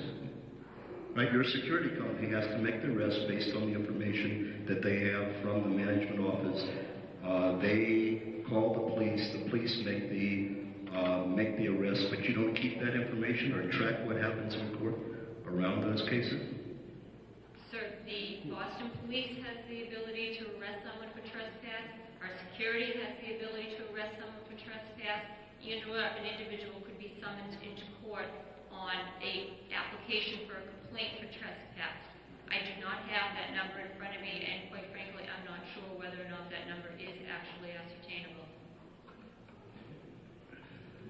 So basically, you don't, even though the reality is that the police, I don't think the Boston, we'll find out, I don't think the Boston Police Department comes onto your property looking to see if somebody is trespassing. I think the way they get involved in trespasses is your security company calls and says that somebody is trespassed, and they call the police come down, they arrest the person, take them to jail. So it's very hard to understand why there wouldn't be any knowledge on your part as a corporation lawyer. But let's move beyond that. In terms of the relationship with HUD, because you're private property, but it's an interesting private property because you really took over an asset that had been a public asset, and therefore there is the involvement of the national government through the Housing Urban Development Department that had put resources in. So do you have a set of guidelines in terms of what your responsibilities are to HUD in terms of the issues relating to the 400 tenants who were there, who were formerly part of Columbia Point? Sir, in the BHA being in receivership, there is a 99-year ground lease between the ownership, the Harbor Point Apartments Company, and the BHA, and HUD is involved in that. There is also a management agreement. The subsidy is administered by MHFA, except for the units which are the BHA units. There is a lot of regulation. Could we see those could we also be given a copy of those regulations so we just could understand the nature of the relationship of this private business to the 400 residents who are there because of the involvement of HUD? Can we get that set of regulations that can help us understand that relationship? You could, yes, certainly. They're available. So that can be, we can obtain that along with the list. Okay. In terms of the youth center, what was the agreement with Parker and Jennison in terms of the financing of the youth center? I have to have my client answer that. Okay. With the question of what was when the development became a private development, what was the agreement in terms of the financing of the youth center that was entered into by Parker and Jennison? The youth center was originally put into the master plan for the property and was built as part of the property's master plan. Subsequently, the funding for the youth center comes through the management company into the Harbor Point Community Task Force. Where does the money come from? It comes from the rents that are received, as well as other revenue that are brought in. Was there a percentage of the rents that were supposed to be dedicated to the maintenance of the Walter Denny Youth Center? I have no direct knowledge of any percentages that were assigned. How was it determined when they formed the agreement to set up the Walter Denny Center? What was the understanding in terms of how the revenue would be raised to maintain it? Well, again, Councilor, part of the issue is the center was originally devised as part of the master plan. Funding for the center would come through the rents received on the property. Again, I don't know the specifics on what happened in 1984 to 87. Are those issues defined in the agreements that you have with HUD? The Harbor Point Apartments Company, the owner of the property, which is comprised of both, as Ms. McLaughlin and others have said, a 50% partnership from the private side and a 50% partnership from the resident side, make the determination on an annual basis for the budgets. Subsequently, this year, they made a determination to privatize the youth center's activities to maximize the efficiency and the capability of the children in Harbor Point participating. Mr. Williams testified that when he began the program last year, the youth program at the Walter Denny Center last year, that it had not been operating for a couple of years. Is that true to your knowledge? Sir, I have to defer that to the task force because the task force administers the youth center at that point in time, sir. The task force administers the youth center based on the money that the joint board determines will be taken out of the rents to pay for this center. So obviously, while the task force administers it, the financing of it is determined jointly by the private company and the task force. Isn't that correct? Correct. So the question is whether the program was operating not operating a couple of years before Mr. Williams became the Having only been with the company for 10 months, I've deferred this information to Dan Murray, the president of our company. is among the 4 or 5 managers that are there. Can someone tell us whether before Mr. Williams initiated the program in September, there was a youth program operating in the Walter Denny Youth Center? There was my name is Dan Murray, and I'm from Corcoran Mountain, Tennessee. There was funding from a variety of sources. Some of them are from operations. No, I'm not asking about funding. I'm saying, was there a youth program operating there? There has been a youth program at Harbor Point approximately 10 years, 10 to 12 years. So the youth program was only initiated in 1993. There wasn't between 1985 and 1993. There wasn't a youth program. I believe it was started in '89. I'm sorry. So it started in '89, and it was maintained every year through monies that came from the rents. From a variety of different sources. Some were grants, some were foundation money that was given, some was from donations. When we did not receive enough donations / grants, the operations side started funding the program. Who was the director of the youth program before Mr. Williams took over? Before Mr. Williams was Arthur Conquest. Excuse me? Arthur Conquest. Arthur Conquest. Do you know the years that Mr. Conquest? 99 through 202. 99 through 202. So Mr. Conquest was the director of the program from 99 to 202, operating on funds that were allocated by or raised by the joint ownership. By the joint ownership, correct. Okay, how did Mr. Williams become so Mr. Williams was hired after Mr. Conquest ceased being manager in 2002, then Mr. Williams was hired? Mr. Williams was already employed by the youth center at that time. Okay. Is Mr. Conquest here? Okay. I think Councilor answered my question, but I think it would be helpful before we adjourn this evening, to have Mr. Conquest at least briefly speak to the issue of the youth center. I will allow that, Councilor. I just ask that the respondents be as brief and as concise as possible, and I want to thank the audience for their patience. I know we've been here for a while. This actually has been a great audience. You've been very patient and very attentive, and I certainly appreciate that. Mr. Conquest, I want you to take the microphone, and for the record, need to have your name and your address, please. I want to thank the management of Corcoran Jennison and ask if you can stick around another 5 minutes, maybe 1 or 2 questions that Councilor Royal may have on the difference. Excuse me, Mr. Conquest is going to testify right now. Excuse me, I will certainly allow you to offer testimony, but not at this time. We're going to hear from Mr. Conquest to follow up on a question that Councilor Turner has, and I don't want you to go too far. I'm going to bring you back to the mic.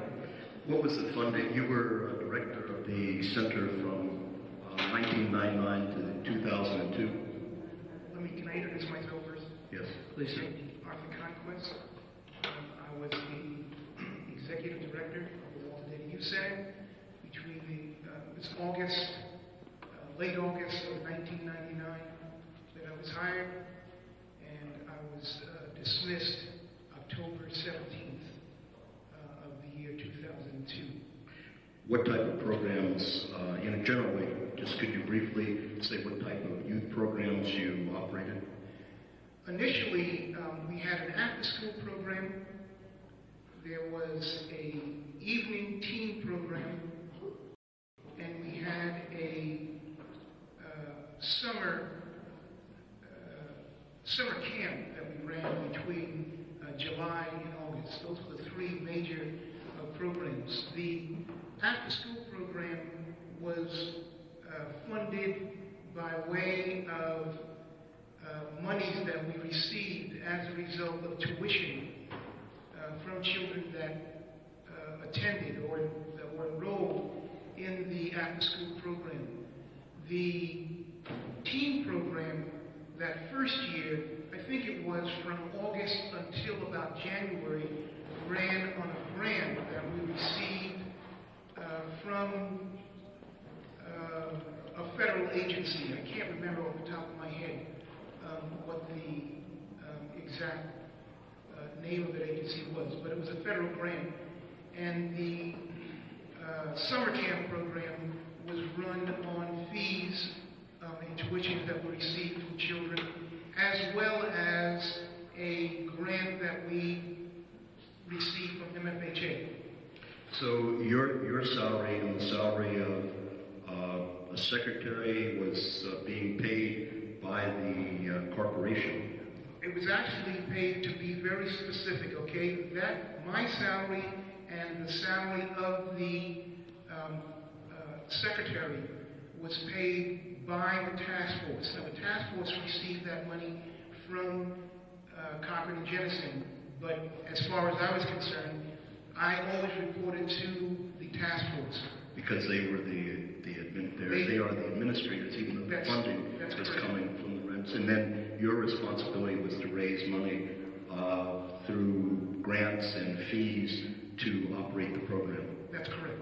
Okay. Why did you leave? That's a long, very complicated story, and at some point, I don't think I should waste my time.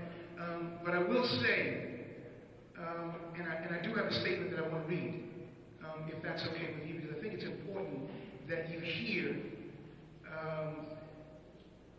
another side of what has taken place, at least from what I've seen in the last 2 years. If you can do so within 1 minute, I will allow it to be read into the record. Otherwise, I would ask that you summarize it and submit it as written testimony. Okay, can I do that? Okay, let me try to summarize it in 2 minutes, if I can. What you've heard tonight from counsel for CMJ is gibberish. That is total buffoonery lies, okay? And I'm here to tell you that. And I have no axe to grind. I have seen, this is apartheid. This is apartheid in black and white here at Harbor Point. And I just can't believe the kind of hatred that I've seen towards the affordable housing unit residents in this development by management. It's unbelievable. Now, my budget for the youth center came to about $75,000 for myself and the half-time or part-time secretary and maybe some of the staff. I was called to a meeting my first day here, my first day on the job. I was asked to come and meet Cochran and Jennison, Joe Cochran and Gary Jennison. They told me point blank 2 things. One, they said, and I wish that I was under oath, okay? Because I would. 2 things. One, they said, please, okay, if you can, help us get rid of the task force. Or they said, help us get rid of Mrs. John Doe, who was the former treasurer or de facto president of the task force. All right? The second thing they said to me was, we would like you to help us bring in the YMCA. Now, Joe Cochran sits on the board of the YMCA. He also, or his son, as well as Councilman Feeney, sit on the board of the Boys Club. Now, when there was an attempt after Mrs. John Doe died in the year 2000, and there was a community meeting, and the question was asked. This meeting was to introduce the why to the community, and the question was asked: how are you going to pay for the why to run programs at the youth center? And the figure that the Y used was $300,000. And the Y, this question was asked to the Y, and the Y in turn said, we'll defer to Cochran and Jennison. And Cochran and Jennison, the question was, if you're going to give the Y $300,000, why can't you give it to the youth center? Total silence. Total silence. In the 3 years that I was there, I never got one nickel For programs. for programs from Cochran and Jennison. Okay? And also, I just want to say, I do want to read one thing. There's something called the Community Partnership. And they, when I say they, Cochran and Jennison, okay, with Scott Floyer, came and just took over the computer center. The youth centers, there was a computer annex. They just came in and took it over and called the police and had the police guard them from taking the youth center's computer annex.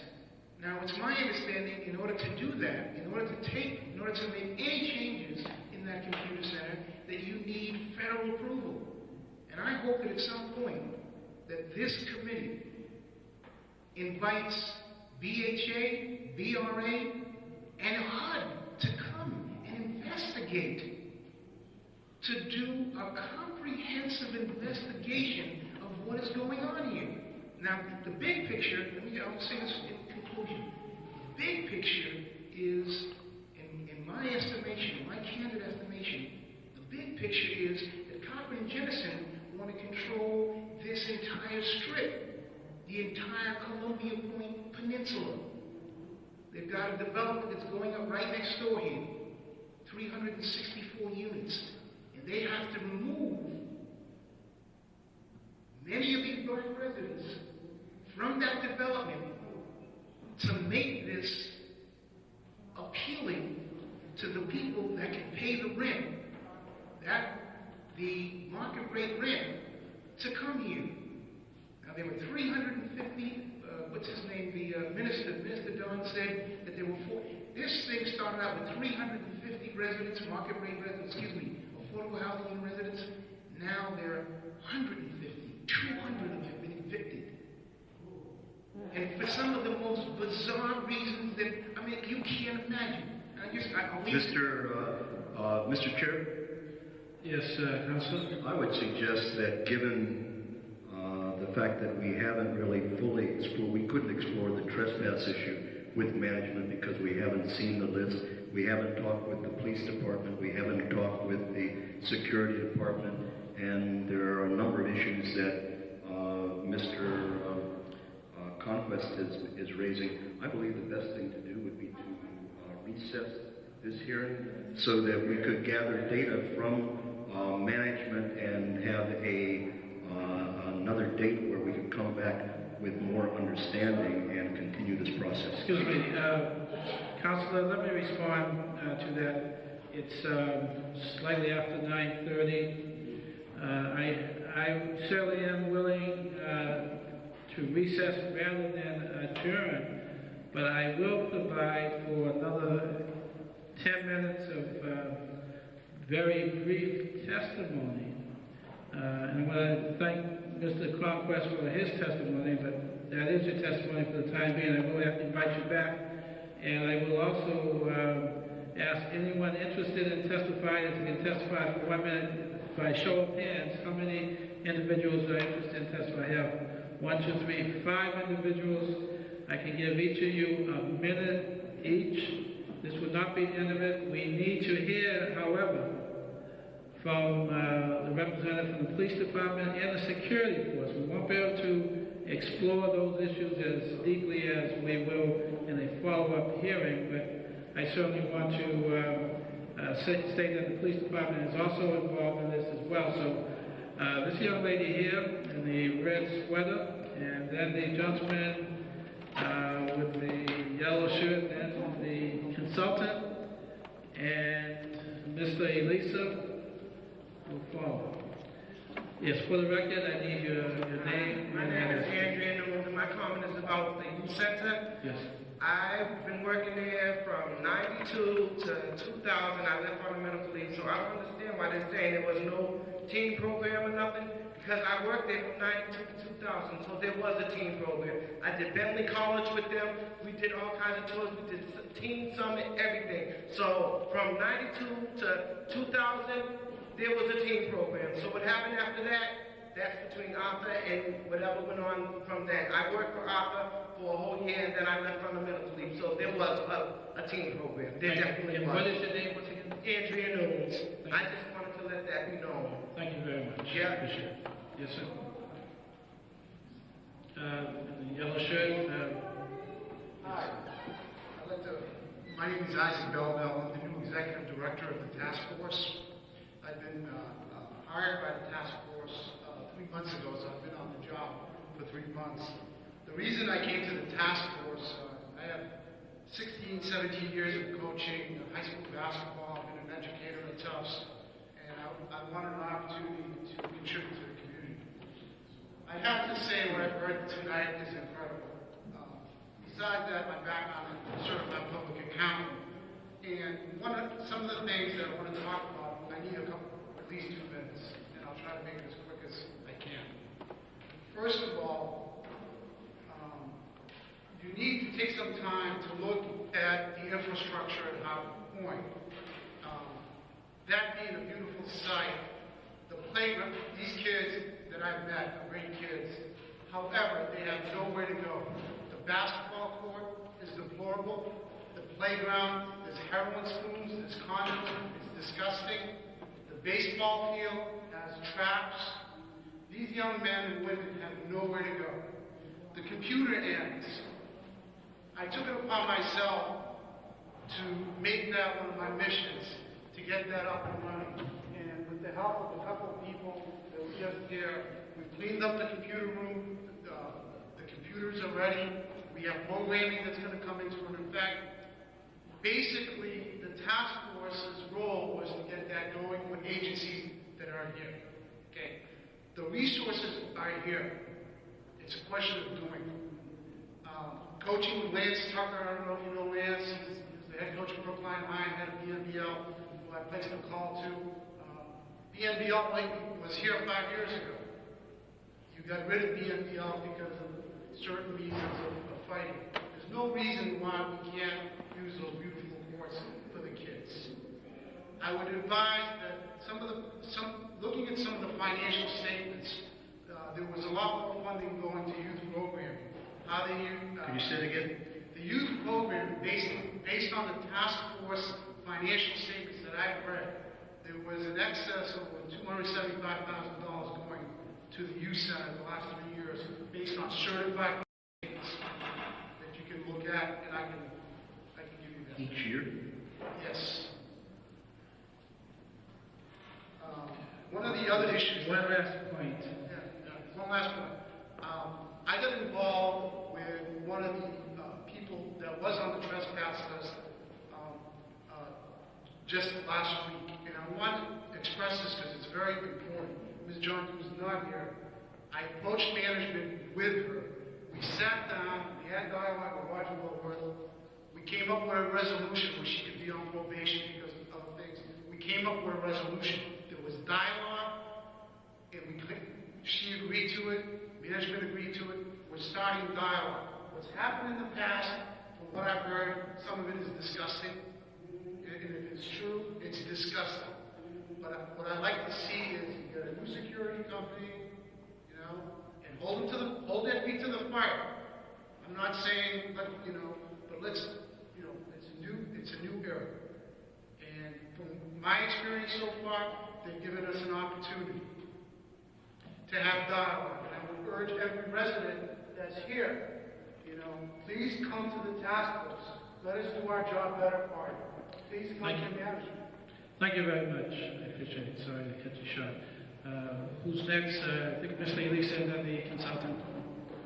Well, Mr. Elisa has deferred to you, sir. Why don't you come on up, the consultant from the Corporate General Center. Thank you. I just want to be very brief. The 1988 Columbia Point, 347 original residents. Of those 327 original residents, there are 175 who reside there today. It's 15 years. Of those 175, so 50% of those who lived here 15 years ago are still residents. 11% died. 17% moved on their own. 19% were evicted. And 2% we just have no record of what happened to them.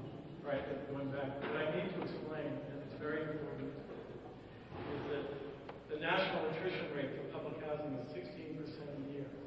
Boston Housing Authority is 10% a year. The original Columbia Point residents had an attrition rate over 15 years of 3%.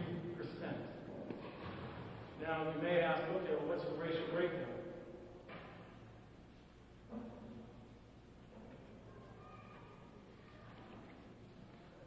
The original Columbia Point residents, 347, we track this because it's so critical to our success, is that 6% were white, 1.73% were white, 80% were black, 18% were Hispanic, and there was only one Asian. Today, 1% is white, 77% is black, 21% is Hispanic, and we don't have Asian. They are the same statistical percentages.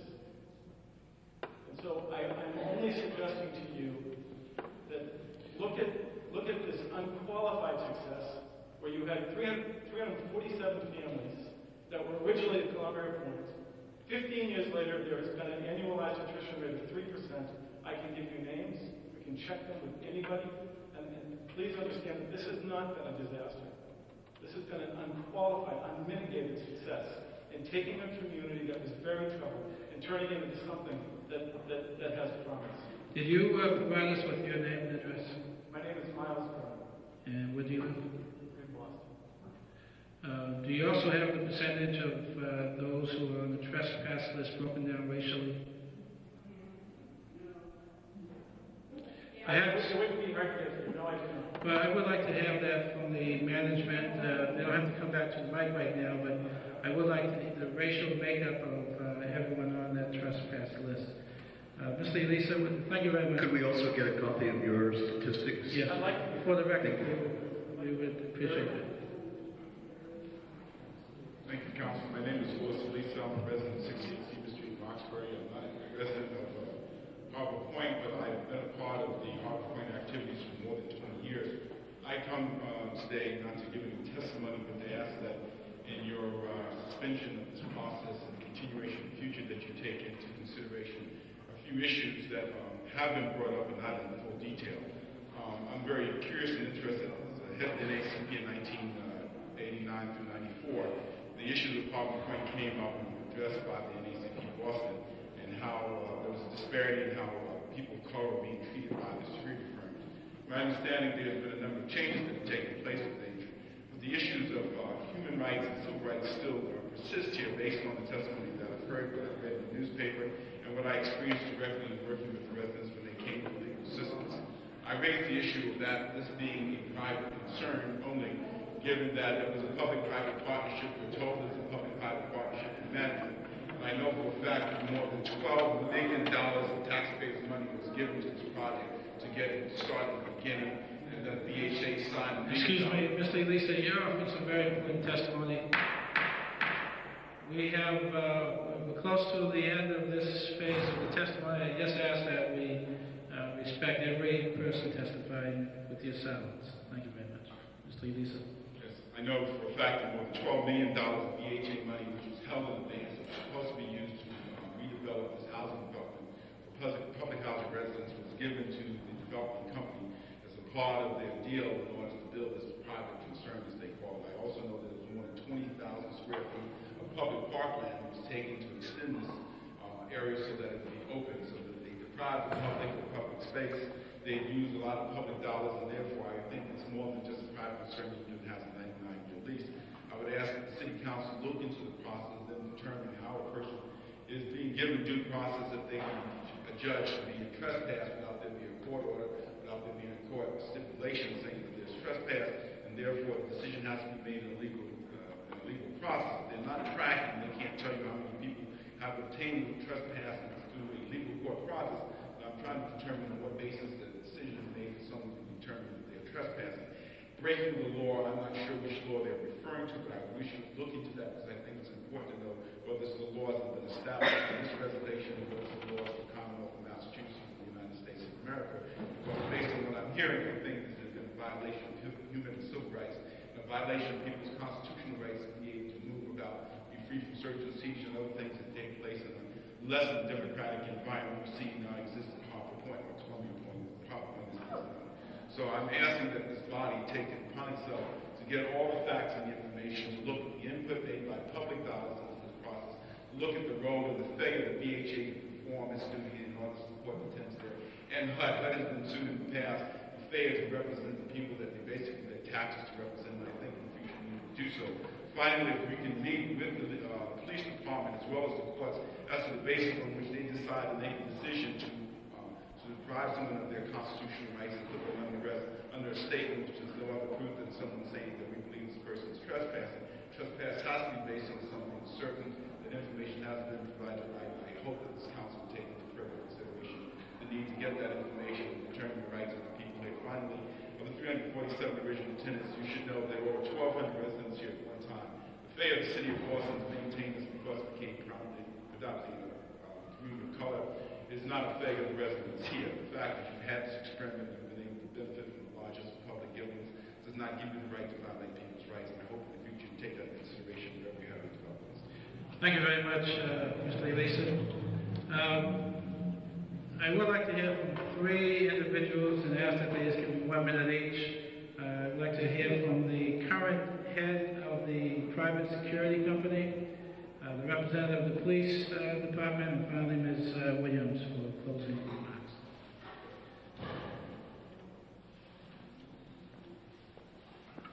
And again, thank you ever so much for your patience, everyone here.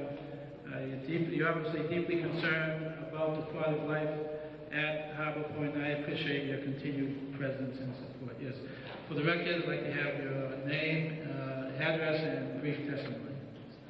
My name is John Connolly. I'm president of Longwood Security, mayor offices in I'm sorry, what's the name of the company? Longwood Security Services. Longwood Security Services. As in Longwood Medical Center Security Services? As in Longwood Medical Center Security. Is there, no, seriously, is there a relationship between the two? Is it?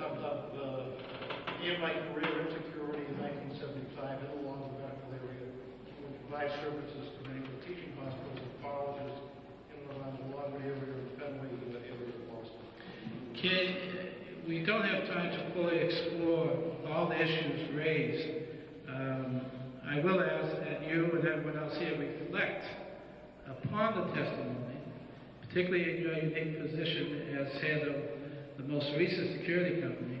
Hopefully your tenure will not suffer the same fate as your many predecessors. So if you want to offer a quick overview based on the testimony today, if you want to respond briefly to any specific issue, I will give you the opportunity to do so right now. I did not come prepared to make any statements. I came to listen closely. As was mentioned earlier, we began services here at Harbor Point beginning in January of this year. With regards to an earlier question, do we have records on trespass arrests and that sort of thing? Yes, we absolutely do. Since January, some of the records, as were indicated, may not be complete. I just don't know what was available prior to that. But we're looking forward to working with members of the council to open a dialogue. As I said, part of my reason being here tonight was also. I appreciate that, but before I let you go, I am very curious about what your philosophy is with regards to providing security. We've heard many very serious charges and complaints in the sense that people who live here feel that this is more like a reservation or an apartheid situation has been mentioned. And people feel very alienated from their very home because of the concern about harassment and some capricious and arbitrary behavior on the part of individual security officers. What have you learned from the testimony today? I'm not certain that I've learned anything. I think more heard many concerns that I'd like to look further into. One of the things that I have offered to members of the community, which is another good forum to do that, is I am available to meet with anyone on a one-on-one basis or as part of any kind of committee to try and resolve people's understandings and people's differences. We're looking towards what we can do. One of the phrases that we like to use in the training classes is that we're here to provide a safe, secure, and comfortable environment. And I'll underscore a very comfortable environment for members of the community. And we refer to all the different locations that we work at as community because that's pretty much how we approach the job. To become active members of the community. Councilor Arroyo would like to ask you a question before you sit down. How many security guards will be there at any particular moment in Harbor Point? At Harbor Point? Yeah. It does vary, but anywhere from 4 to 6, approximately. From 6 to? 4 to 6. 4 to 6. What is the race, the race percentages of the? What are there different races represented? How many of the races? I'm not certain what the ratio will break down is. I can certainly provide that. I may have more questions in the next item. Councilor Turner?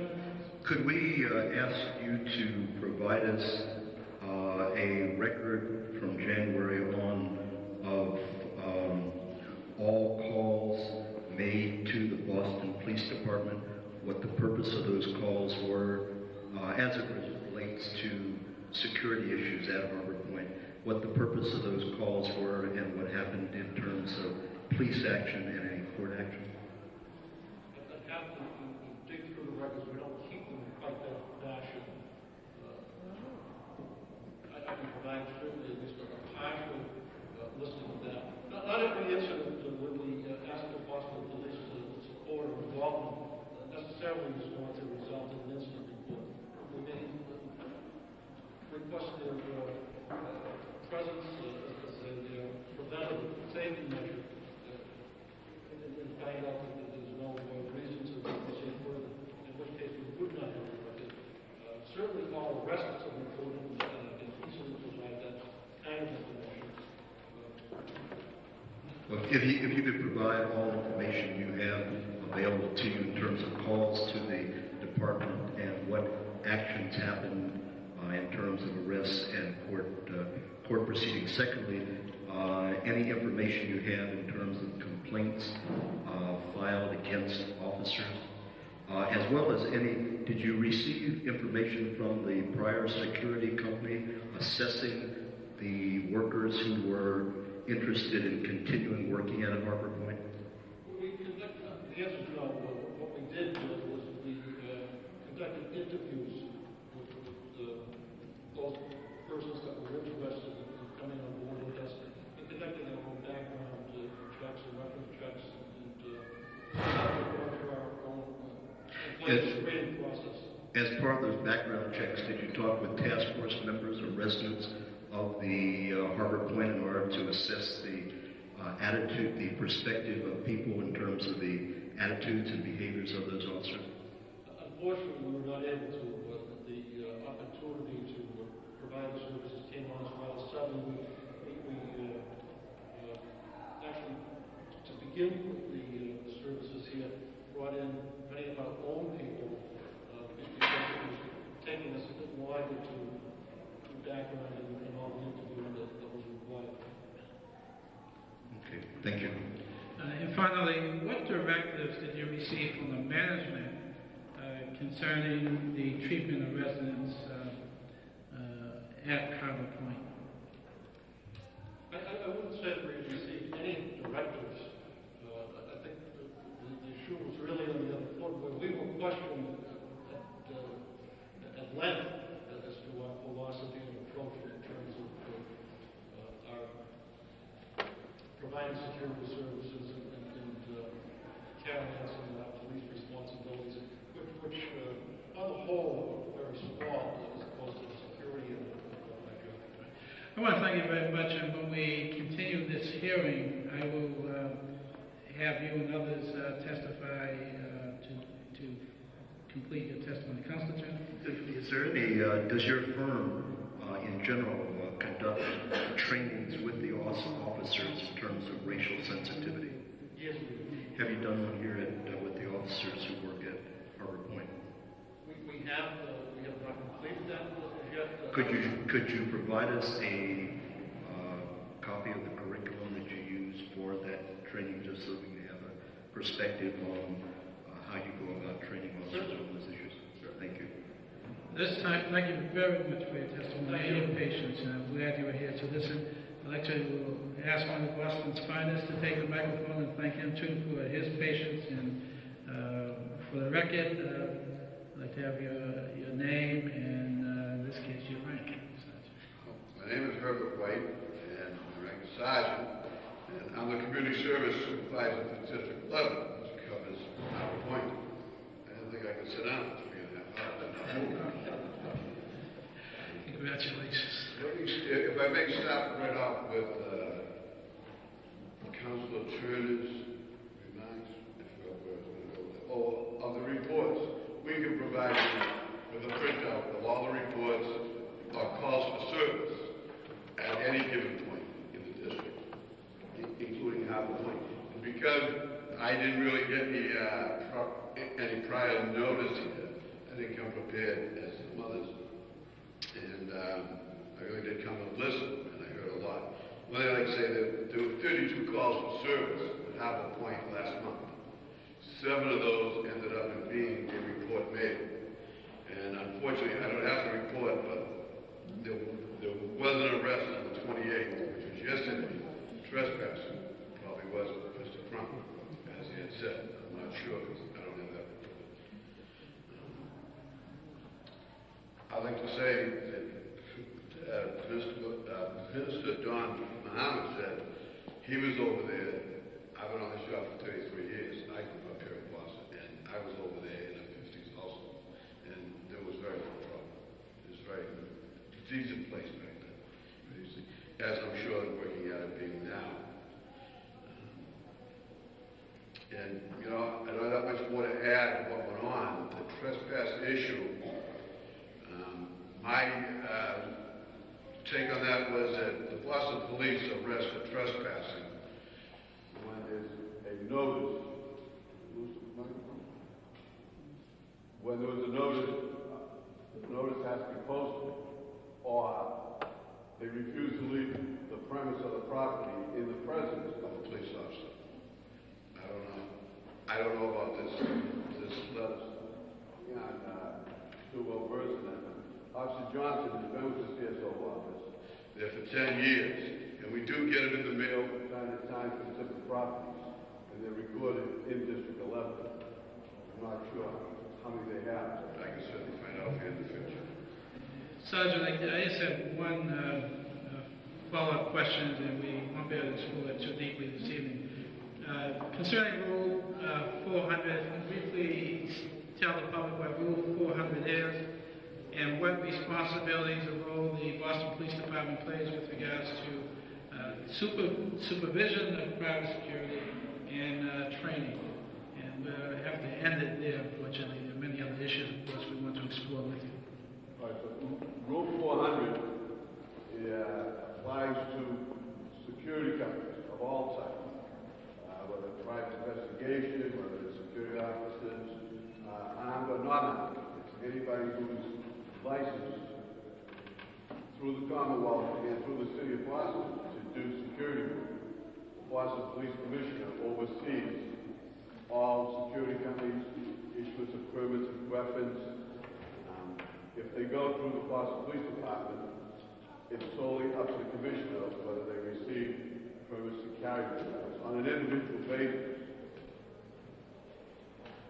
Well, thank you very much for being here this evening and listening to testimony. Councilor Turner, do you have one? Just no question, but how could we, as the City Council committee, how could we access the information on the calls from Harbor Point during the last four months? Well, our computers in the station will only go back 30 to 60 days, but if we call up to headquarters into technical services, they can go back 6 months, but that might take a week or so. They've cut down the staff. What has to be done in order to initiate that? I can do that. Okay. I'll do that now. Make sure. Thank you. And I assume you want the calls for service at half a point. Yes. Sergeant, thank you very much. Our last person testifying is actually the first person to testify, but she's going to be very brief, and after her testimony, if my colleagues have brief closing remarks, I will allow that if they're very brief. Ms. Williams. I'm going to do it quickly and briefly. I just want to say that a couple of stories real quick.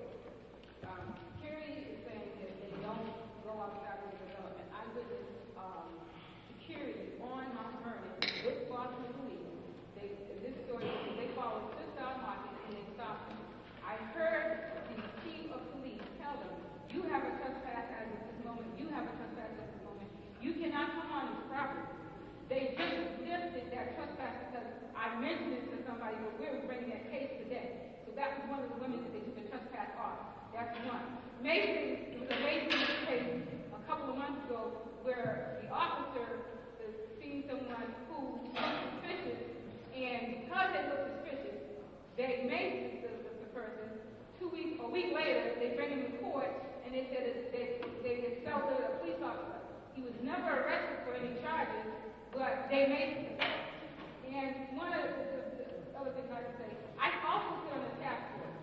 I heard, and they didn't know that there was also lawyers in that office at the task force, that the chief of police at that time said, 2 or more people consider a gang of people is trouble. We've heard this, and also, I also had a meeting with Scott Porter, the management. He also said to the task force board that when you see 2 or more people, you know that that's a problem. I asked him to explain it. So this is something that's been going on for a while. And like I said, I try to put them all in one story, but when they say they're not giving trespass unless they give it in paper, that's not true. They're verbally giving people trespass. They're not always sending them to your home. And I don't really have anything to say about whatever station he's from. A lot of these cops will come down here from C11, and they're plainclothes police officers. And then when you ask them, they pat down kids, ask them for Social Security numbers. This is a constant thing out here. Recently, just 3 days ago, this is the last story I said. Just recently, 3 days ago, there were kids sitting on the boulevard. On the boulevard, they were told that they were looking for somebody who was carrying a gun. So they searched maybe 8 or 9 kids who was said had black on, but all of these kids didn't have black on. So this is a constant thing that we have undercover cops out here and security, just patting down young kids, telling them, asking them Social Security numbers. And we're saying this is not right. So for them to say that everybody gets a trespass based on, on paper, that's not true. So I try to sum up all the stories. You will have another opportunity. Okay, I just wanted to try to pin some of those. Let me thank you so much for bringing this to the attention of the Boston City Council. We are going to have a follow-up hearing. We may invite the police commissioner as well to that hearing if necessary to focus in on the specific issue he has raised. But let me say that our goal in this evening's meeting is to put a few things out on the record, to give management an opportunity to respond to some of those concerns, but to recognize that we have a special obligation on the Boston City Council, particularly the committee which I chair, the Committee on Human Rights, to ensure that all residents of Boston are treated with dignity and respect everywhere. And most particularly on this particular property, which up until relatively few years ago was public property. And as a member of the Boston City Council, when the change took place, it was the residents of Columbia Point that pressured me to vote for it. I was never a particular fan of privatization of public housing, but it was the residents who persuaded me to cast that deciding vote. And it was based on their faith that they would be treated fairly, that their children will be able to live in that community without fear of harassment or intimidation. And that's why it's somewhat ironic that I sit here as chair of the Human Rights Committee reviewing this issue that requires a great deal of attention on the part of city government as well as, of course, the management. I want to thank the management for coming as well as for everyone who testified. And I will ask Councilor Turner and Councilor Royal if they have any closing remarks before I recess this particular hearing. Councilor Turner? Just like to thank you, Mr. Chair, for your facilitation of this meeting, and for Councilor Royal coming, and for all of you who came, and particularly those of you from Harbor Point who testified. I understand that given the overall situation, presenting testimony is seen by many as problematic, but it's critically important, and so I really appreciate the residents who testified, and management, and the security company, and the police department for coming out, and also want to thank Ms. Williams for having the courage to stand up and ask the City Council to come in, and our crew, without which we wouldn't be able to operate from our crew from City Hall, who enable us to go forward. And I'm looking forward to the next hearing. Thank you very much. Councilor Royal? Well, thank you for the opportunity to be with you and to hear these testimonies today. I have to say that I go with more questions than answers tonight. That I am hearing more than just an issue of young people being harassed. I'm very concerned about rights of individuals who live at the project at this stage. I do not know clearly. I was not in the council until January, so I do not know what kind of arrangement is there between the private and public elements that this has. And it seems to be more behind this that I'm interested in understanding. I know that some of the documents will be submitted to the council because they were requested. And tell you, I'm going to read them very carefully. I'm curious about what kind of partnership is this, in which way these reflect a real representation of the people who live there, regardless of their economic level, regardless if they are in a market value unit or in one that is subsidized by public monies. I feel that there seems to be a dichotomy or a difference between these two elements. I don't like to feel that way. I want to know if that is really or just my imagination. I didn't get enough information to clearly see if that is so. I'm afraid that human rights are always a key element of well-being in the city, and as the chairman has said, concern for the city council, a clear concern in terms of equity and respect for every individual who lives in the city intention is to make sure that we do a fair service to everyone, regardless of who they are. But it seems in particular to me, and I'm afraid that now it's very dangerous to be living while poor. And for me, that is something that disturbs me. That there may be two different roles of treatment. I do not want to see that. And so I want to get that feeling out of my head. If it is just my imagination, and if there is any substance to any of that, then I want to make sure that we do whatever we can to make sure that that doesn't happen. And so thank you for having me. Thank you for the opportunity to understand this, and I'm looking forward to clarify these issues. Thank you very much, Councilor Royal. Councilor Turner, I would like to thank Phil Redman, who's been videotaping this evening's session. I want to thank Juan Lopez, Ronald Carr, Joyce Holland, my Chief of Staff, Karen Pigney, my Constituent Service Manager, and I also want to thank Ken Yabo, who left earlier today.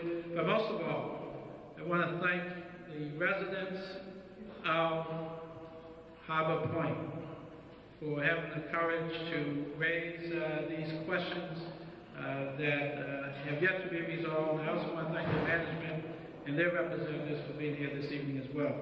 Docket number 0257, order that a hearing to investigate the basis of harassment complaints and concerns expressed by Harbor Point apartment residents is now recessed. Thank you very much and good night.